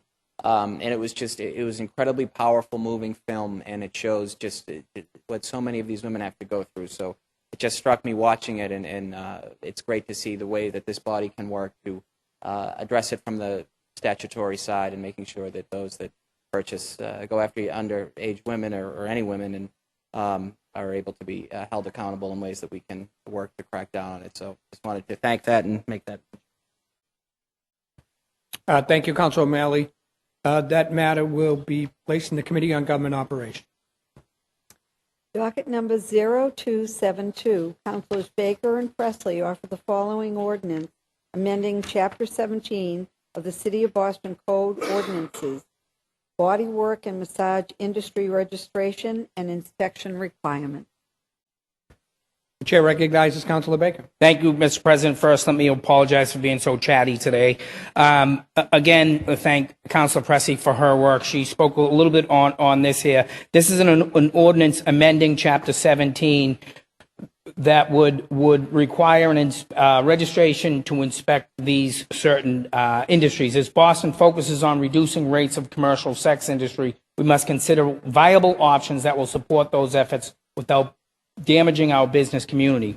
Deregulation of certain massage and body works related to businesses has led to the exploitation of victims of the commercial sex trade. Implementing an annual registration requirement through the City of Boston's Inspectional Service Department will underscore the legitimacy of good business practices while serving as a deterrent for the exploitation of victims trapped within the commercial sex trade. Through registering these related business, it allows inspectional services the opportunity to work with legitimate business to stabilize and grow their client base while focusing on closing down the businesses that operate to exploit victims. This ordinance serves to help shift away the punishing victims of the sex trade by reducing demands of clients served through illegitimate Boston business. Again, another tool to help the city in combating human trafficking. Thank you, Mr. President. Thank you, Councilor Baker. Councilor Presley? Okay. Councilor O'Malley. Please add Councilor O'Malley's name. Councilor Wu, Councilor Yancey. Add the chair's name, Councilor Jackson. Oh, I'm sorry, Councilor Zakhem. I didn't see your hand go up. Docket 0272 will be placed in the Committee on Government Operations. Docket number 0273. Councilor Jackson offered the following order for hearing to discuss increasing the student representatives on the Boston School Committee and allowing 2 student representatives full voting rights. Chair recognizes Councilor Jackson on docket 0273.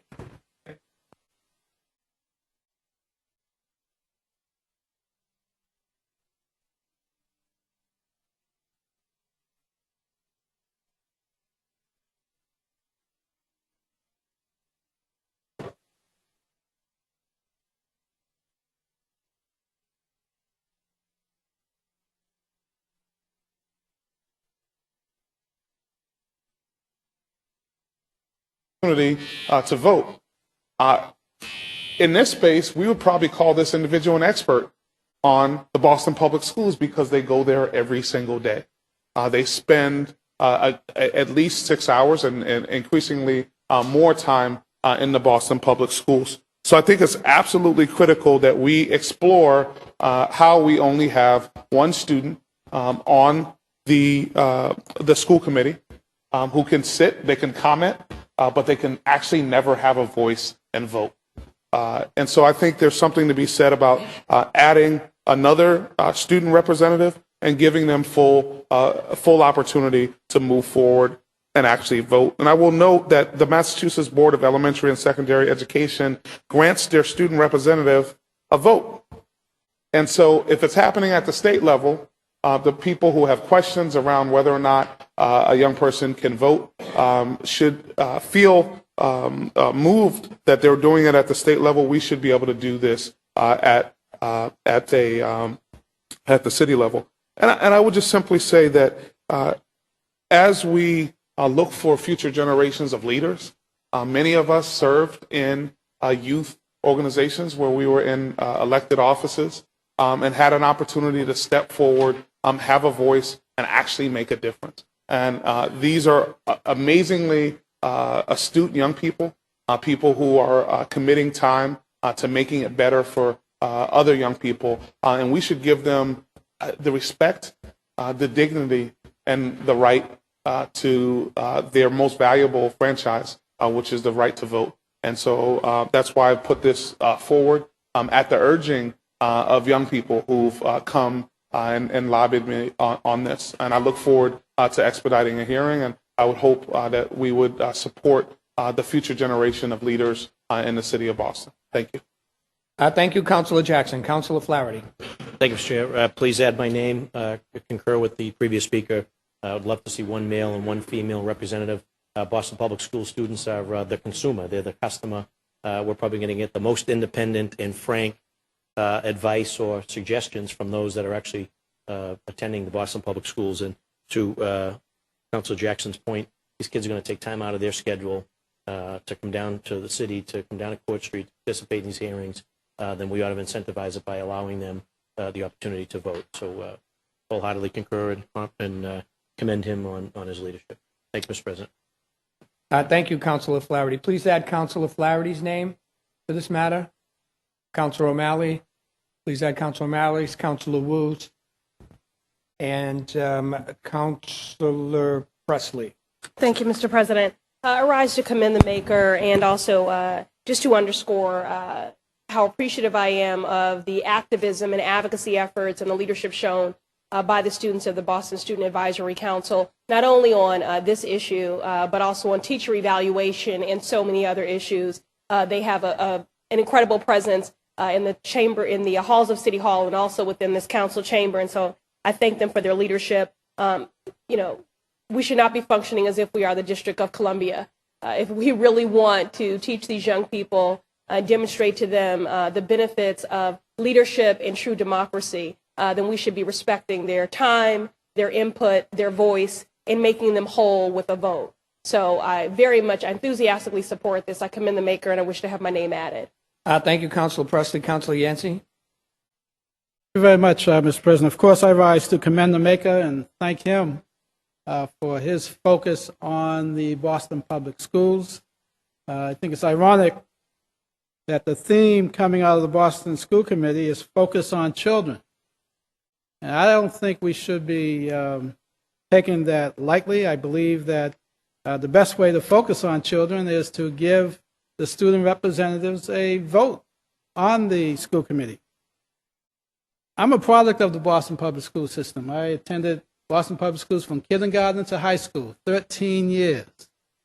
And when I was in junior high school, I was asking the question, why am I reading a book that has a copyright date of 1929, even before the Great Depression? And I think a student in the Boston Public School system today can very well ask questions about the copyright dates of the books that they have, or whether or not they even have books to take home. That's a very important perspective, and it should be respected, and that's why I ask that my name be added to this matter. Thank you very much. Thank you, Councilor Yancey. Councilor Murphy. Thank you, Mr. President. I want to commend Councilor Jackson for his efforts here, but I do want to caution him. I believe that if all of us voted for this, nothing would happen anyway, because my own recollection historically of this is that the Boston School Committee was reorganized in 1993, I believe, and then again by a ballot binding question in 1997 or 98, which constituted the new makeup of the Boston School Committee. So we can talk about this till the cows come home, but unless the citizens put it on the ballot that these kids that are serving as volunteer or student members of the school committee can vote, they ain't voting. So if you want to go through the exercise of holding the hearing, in my view, that's a good thing.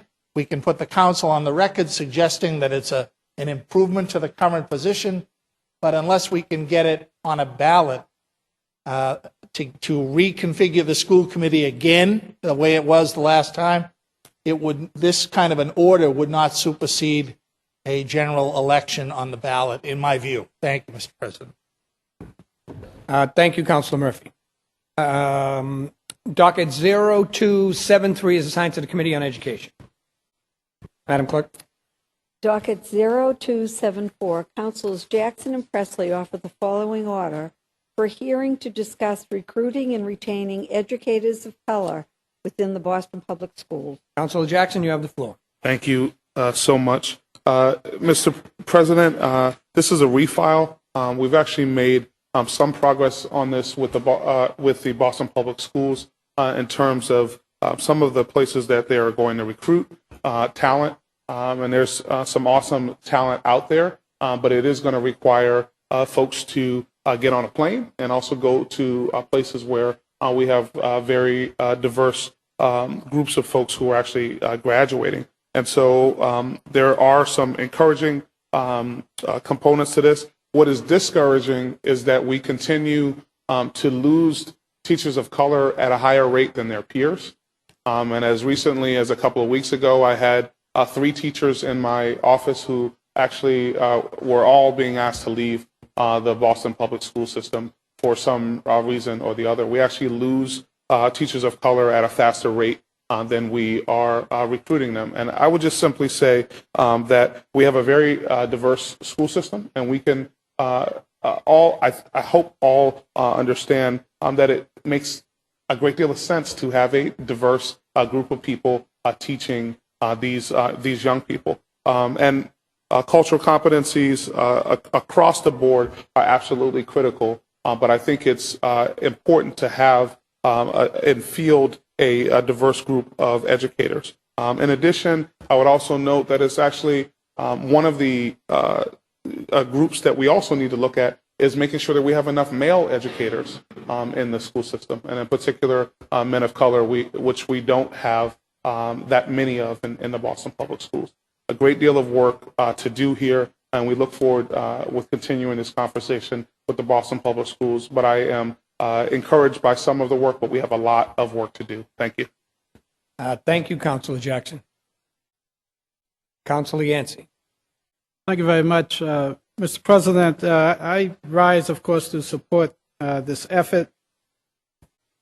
We have a city that's 53% people of color, but more dramatically, the school system consists of a student body that's roughly 87% people of color, which means that many students do not have the opportunity to identify role models that share their cultural background and their heritage. So I think this is a very important issue. As you know, Mr. President, I've examined every department of city government, including the school department. And even though the school department itself has a much better record than most departments in terms of diversity, it obviously doesn't come close to the percentage of 87, which reflects the makeup of the student body of color in the city of Boston. So we do have a long ways to go, and I think it is important for students of all races to be able to see people of color and women in positions of authority, and it begins right in the school department.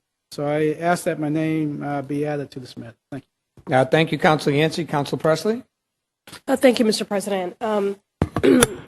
Appreciate working with Councilor Jackson on this issue. And as the councilor said, we have seen some minimal progress. I did want to highlight one such effort that the councilor and I were a part of on Saturday. It's a community to teacher pipeline cohort, and just share some of those numbers. That class of cohorts was 39% male, 61% female, 62% African American, 27% Hispanic, 8% Asian, and 3% white. So we do have some pilot efforts that are underway, but it's not enough, but we're encouraged by the progress. And I did just want to, bring up the fact that often when we talk about this issue, people will say, yes, diversity is important, but not at the expense of quality. Well, the good thing is we have a number of talented and incredibly great intelligentsia of all hues and races and cultures throughout this city. And so we don't have to compromise quality. But this is really about what is our willingness to cast our net wide to bring those folks in. And again, picking up on the point that Councilor Jackson cited, and it is named in the order here, this is not only about teachers of color, but also about acknowledging that we do have a male teacher shortage crisis, which I am certain has been contributing to the widening achievement gap for our Black and brown boys. It's important that we have that diversity reflected in the classroom because it informs the aspiration for the next generation of educators. So this is simply the right thing to do.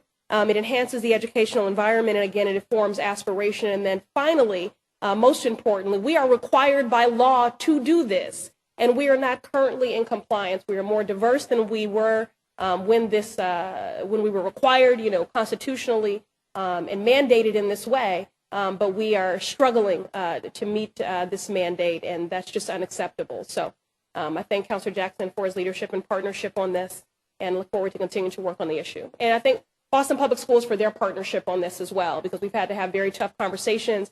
to continue to move the dialogue forward and to move the dial on these numbers. Thank you, Council Presley. Docket 0274 is assigned to the Committee on Education. Docket number 0275, Councilor Jackson offered the following order for hearing to discuss the usage of the School Building Assistance Program over the last 20 years and the condition of the Boston Public Schools elementary and secondary facilities. Councilor Jackson, you have the floor.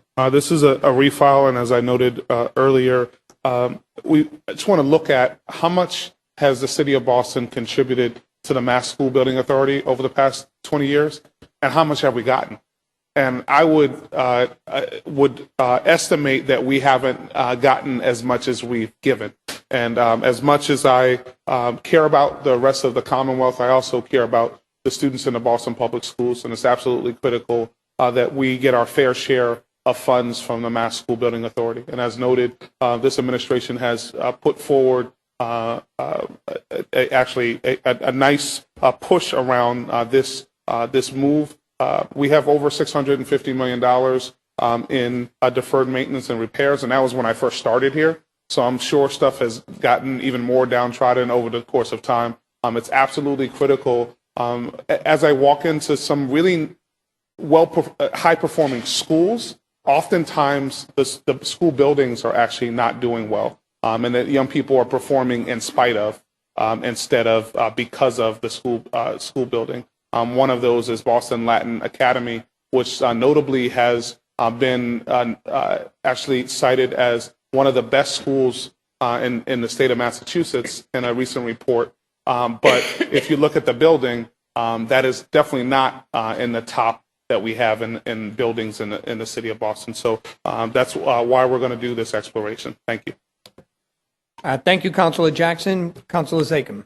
Thank you, Mr. President. I want to applaud Councilor Jackson for bringing this hearing order forward, and also Mayor Walsh and his administration for greatly increasing our applications to the School Building Authority.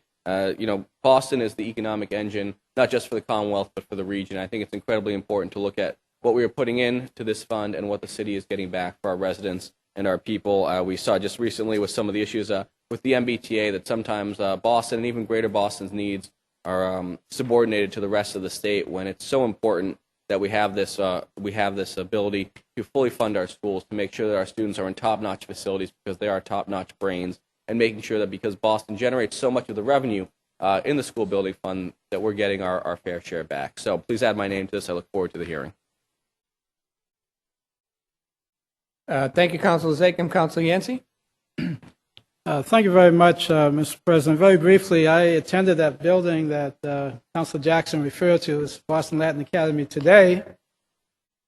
But when my mother graduated from high school, it was Roxbury Memorial High School for girls, and Dapper O'Neill graduated from the same building when it was Roxbury Memorial High School for boys.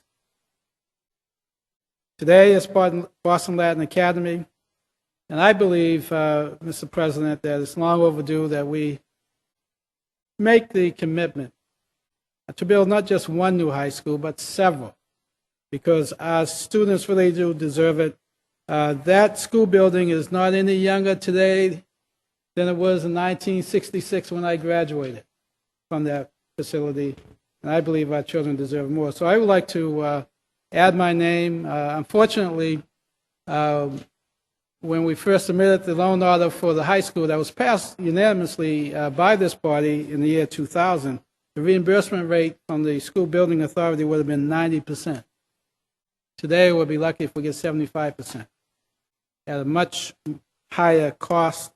But again, it's great to look at the finances, but it's even more important to look at the opportunity cost for the students who currently attend the Boston Latin Academy facility on Townsend Street in Roxbury. Thank you very much. I'd like to have my name added. Thank you, Councilor Yancey. Please add Councilor Yancey's name, Councilor Zakim's name, the chair's name, Councilor Baker's name, Councilor O'Malley's name, Councilor LaMartina's name, and Councilor Wu's name. That matter will go to the Committee on Education.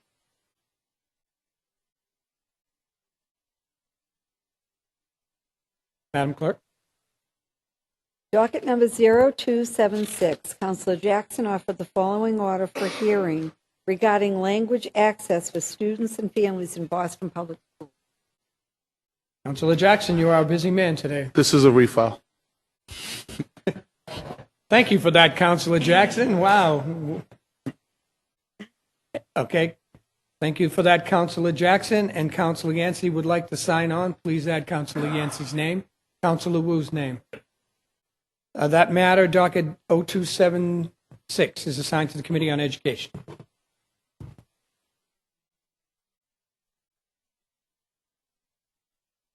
Docket number 0277, Counselor Jackson offered the following ordinance regarding the purchase and sale of secondhand cell phones and other wireless communication devices. Councilor Jackson, you have the floor. Thank you very much. And in the words of Councilor Baker, I apologize for being so chatty today. But I believe education is one of the most important issues that we deal with. I also believe that public safety is one of the most important issues that we deal with. So what does public safety have to do with cell phones in the city of Boston? I would point you to the Boston Regional Intelligence Center recent study that found that we've seen a more than 207% increase in iPhone thefts between 2010 and 2013. And interestingly, these thefts are not normally situations where folks are just picking someone's pocket. Oftentimes, these thefts actually lead to assaults. And there's been many young people and also not so young people who have been mugged over their cell phone. And also with the increase in really cool headphones, Beats by Dre, that are out there. There are a lot of folks, and those headphones, so you know, are $250 a pop just for the headphone. But for the actual iPhone or Samsung Galaxy, thieves are actually able to literally equate the phone to cash. So in the United States, you can get between $50 and $400 for that phone. And overseas, they can be sold unlocked for over $2,000. And so when a thief is looking at that phone, they see money. And oftentimes, they will do whatever they can do to take that phone from you. And so what can we do? We've seen a lot of cities begin to adopt just some common sense regulation. A requirement that secondhand dealers document the device that's being sold. They also must obtain a receipt with the amount. Also require 2 forms of ID in selling the device. And also have a photograph of the customer that the transaction is being done with. Also, it would allow the police or designee to inspect the records of secondhand dealers during business hours. And there would be a violation with fine or possible imprisonment. This is important because we've seen as recently, and it was actually recently covered in Fields Corner, a group of about 17 young people who jumped on a couple to take their phone. There are some really dangerous things happening over cell phones, and I think it's our job to actually regulate this industry. Interestingly enough, we found that you could actually leave Park Street Station, walk down Winter Street, and sell one of these phones and get $150, $200, even if it's stolen. Right downtown Boston, right in the center of well, actually, that's not the center. Dudley's the center, but in the center of downtown. We have to regulate this industry, and it's not only electronics, it's not only petty theft, but people are actually getting hurt based on these phones being taken. So I think we should move forward with urgency and in a deliberate fashion in regulating the secondary purchase as well as sale of cell phones in the city of Boston. Thank you. Thank you, Councilor Jackson. Councilor O'Malley? Please add Councilor O'Malley's name. Councilor Siomo, add his name, add Councilor Lamartina's name.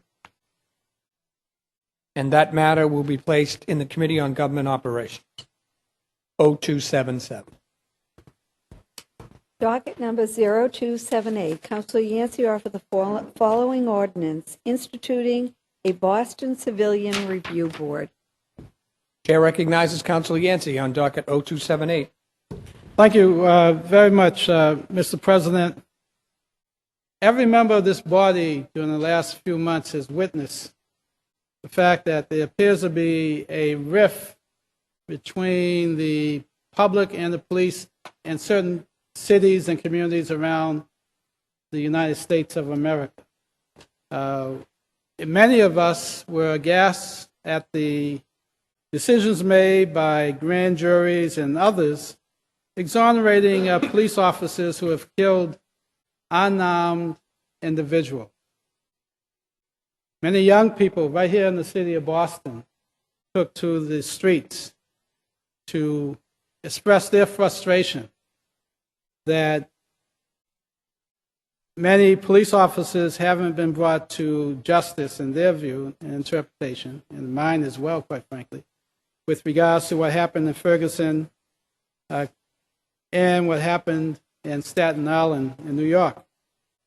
My proposal for a civilian review board is really not new.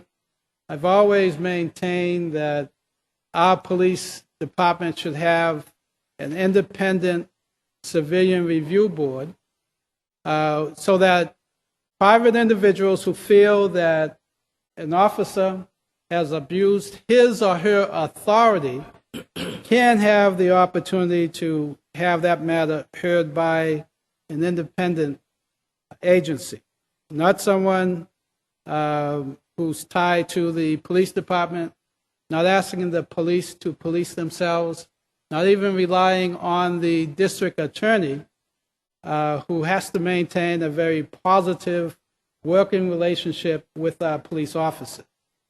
Now, I know that there will be a great deal of opposition to the idea of a civilian review board. I'm not new to the city council. I'm not new to Boston politics.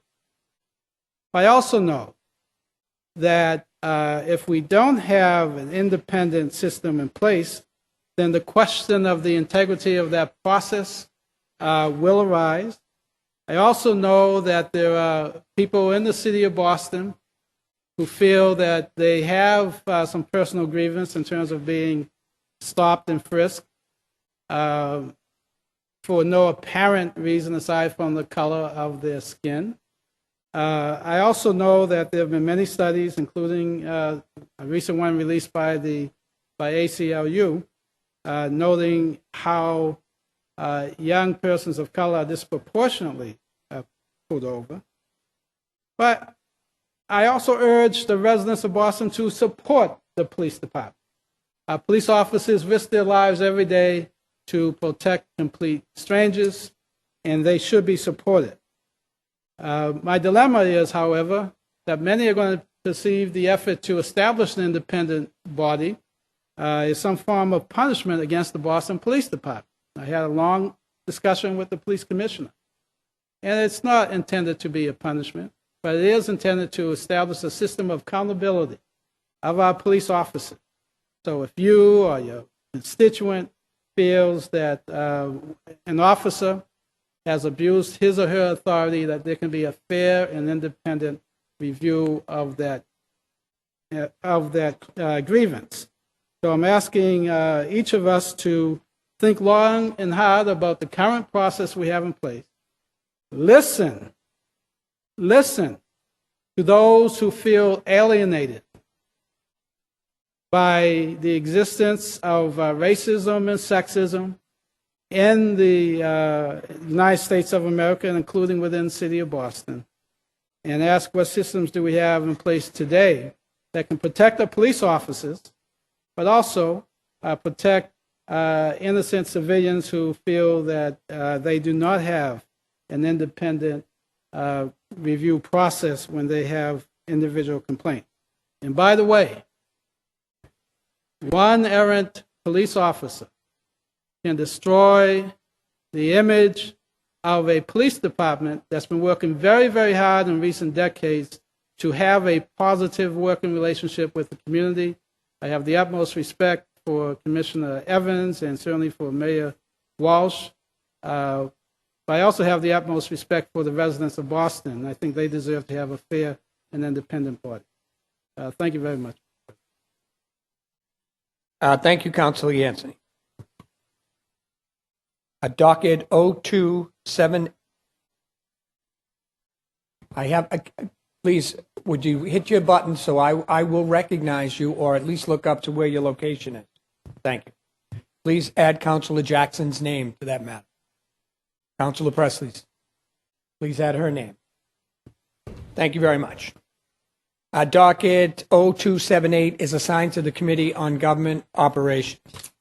Docket number 0279, Councilor Yancey offered the following ordinance mandating use of body cameras by Boston Police and establishing proper procedures for usage. The chair recognizes Councilor Yancey on docket 0279.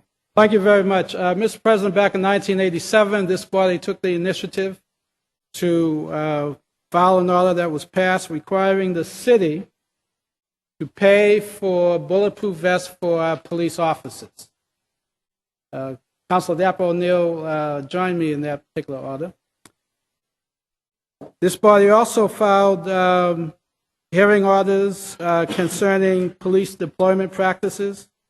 We have pending legislation concerning GPS on all public safety vehicles. And we've also held many hearings on community policing. Today's technology has changed since 1987. Since that time, we've implemented dashboard cameras on our police vehicles. And what I'm proposing today is just another step in using existing technology to increase the level of transparency in terms of the operations of our police department. So body cameras is being suggested as a possible means of protecting police officers as well as citizens. And President Obama, back in, I believe it was December, encouraged cities to apply for funding to pay for these cameras.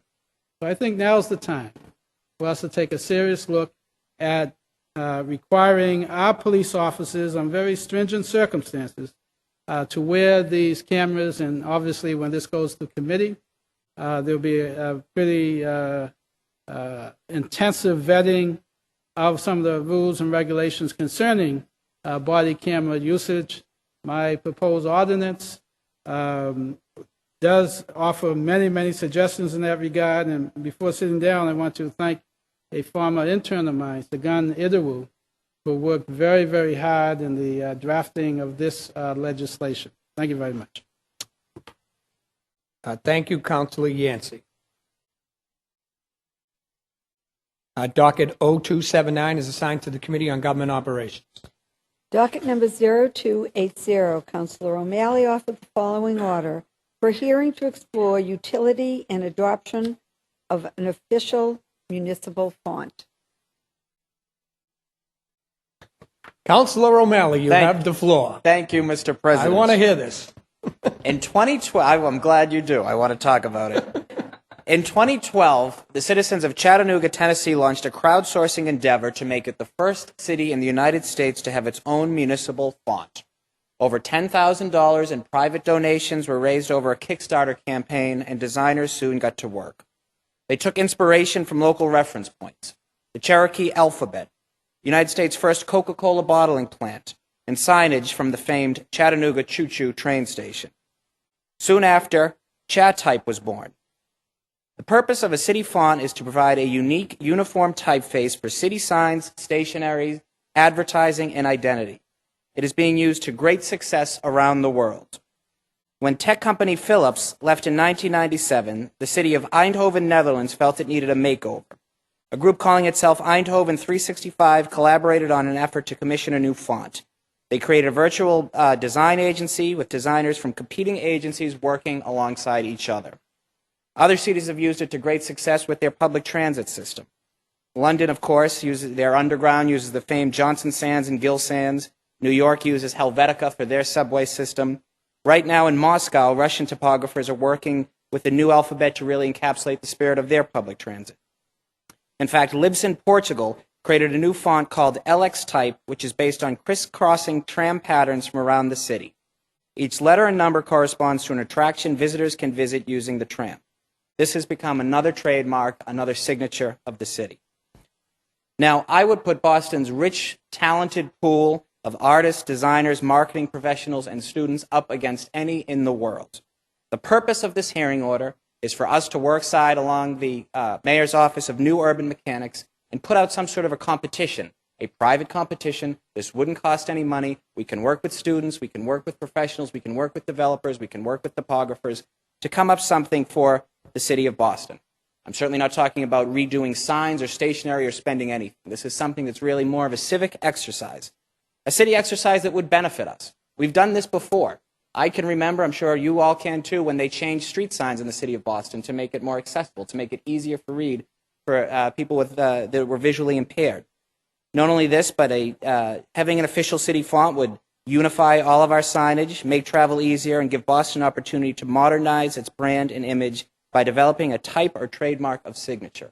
I think this is something we could have a lot of fun with. Again, this isn't something that's going to cost any money. This is something that people would be interested in. It would be a real crowdsourced event and would really help with the iconic image and branding of our city as we go forward. So look forward to a quick and fruitful hearing. Look forward to engaging with the Office of New Urban Mechanics, and we can get this done. Thank you, Mr. President. Very interesting. Thank you. Thank you, Councilor O'Malley. I was going to assign it to the Committee on Ways and Means, but since it's not going to cost any money, oh, please add, and thank you for pressing that, Councilor Jackson. Please add Councilor Jackson's name to that. Councilor McCarthy's name, Councilor Zakem, Councilor Yancey, Councilor Wu, Councilor Presley, Councilor Baker, add the chair's name. Where do you want it?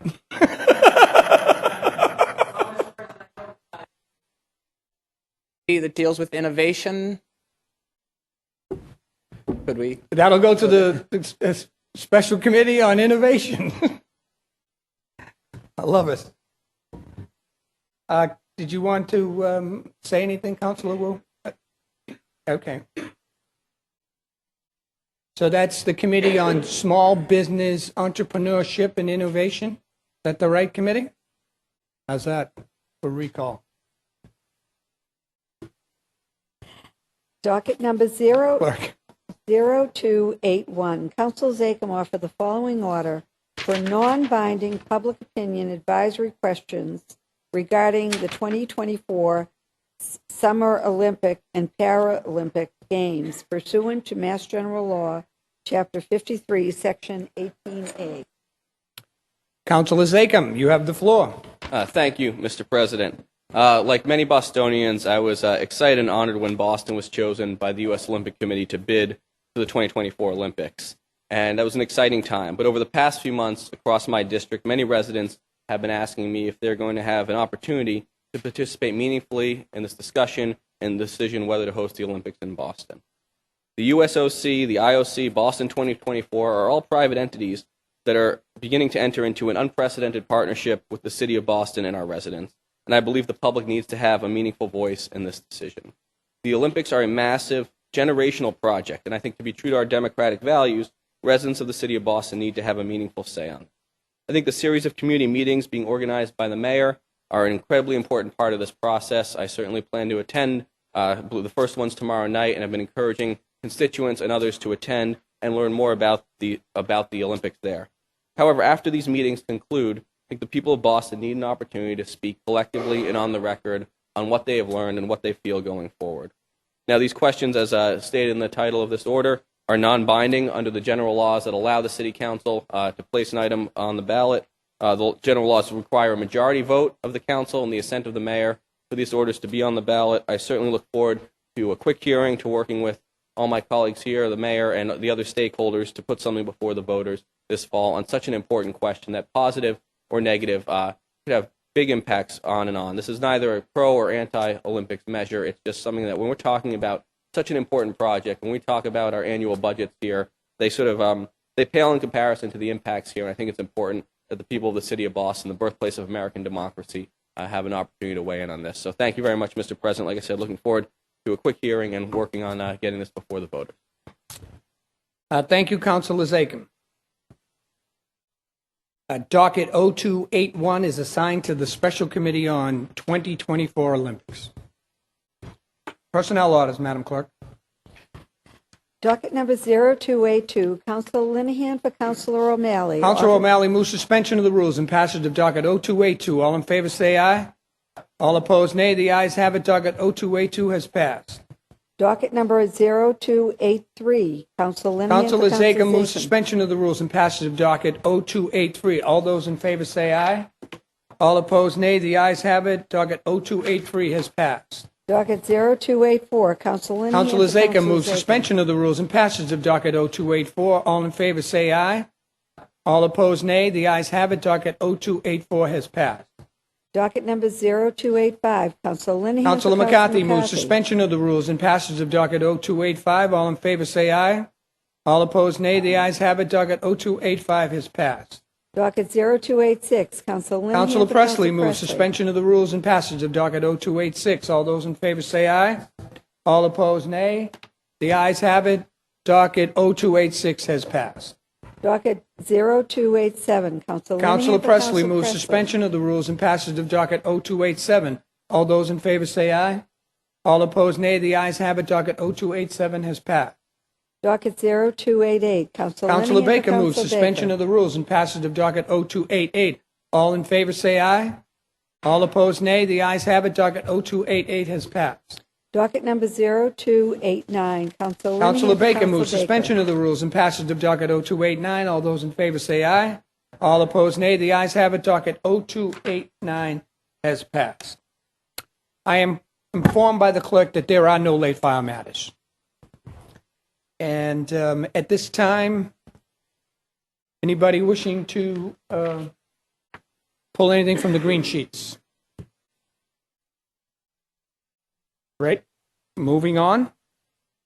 There are 10 late file matters, which in absence of objection will be added to the consent agenda. Seeing, hearing no objection, the matters are added. The chair moves adoption of the consent agenda. All those in favor say aye. All opposed, nay. The ayes have it. The consent agenda is adopted. Councilor Malley, for what purpose do you rise? No objections? Go ahead. Thank you. Just wanted to remind everyone that at 5 o'clock today, Councilor LaMattina and I are hosting our Clean Boston Task Force meeting. This is something that was born out of a hearing order we did last year. We've had 3 or 4, I believe this is the 4th, follow-up where we work with different Main Streets folks, citizens really from across the city of Boston. Many of you and your staffs have been at prior ones. It's a great opportunity to check in, talk about ways to deal with litter, to deal with other city issues. I'm sure the snow plowing and removal is going to be an issue that's going to come up today. We'll have representatives from local business districts as well as DPW parks. So if you're able to come, please join us or send staff, and we'll be sure to make sure that these meetings continue. It's going to be in the Piemonte room at 5 o'clock tonight. So thank you. Thank you, Councilor O'Malley. I'd ask all guests and all members to please rise as the council prepares to adjourn today's meeting in memory of the following individuals. For Councilor Murphy, Gerald Ridge, and Joyce A. O'Brien. For Councilor Siomo and Councilor Murphy, Mary Merrigan, Peter Katusian Sr. For Councilor Siomo, Nicholas Caruso Jr. and Pauline D. Wright. For Councilor LaMattina, Dr. Ilya Capola, Patricia Kilcoyne, and Joe Santaniello. For Councilor Linehan and Flaherty, William Harris Sr., Maureen Green, Steve Reese and John Vaughn. For Councilor McCarthy, Sylvia Connaughton, Eileen McCarthy Forsyth, Tim's aunt. Forsyth? Tim? Our condolences. Stephen C. Matthews. For Councilor Baker, Robert Bobby Prey. For Councilor O'Malley, Jeanette Fagan, James J. Mulray, and Bernard Bolgreen. For Councilor Yancey, Maggie Celesta, and Mildred Downey. A moment of silence, please.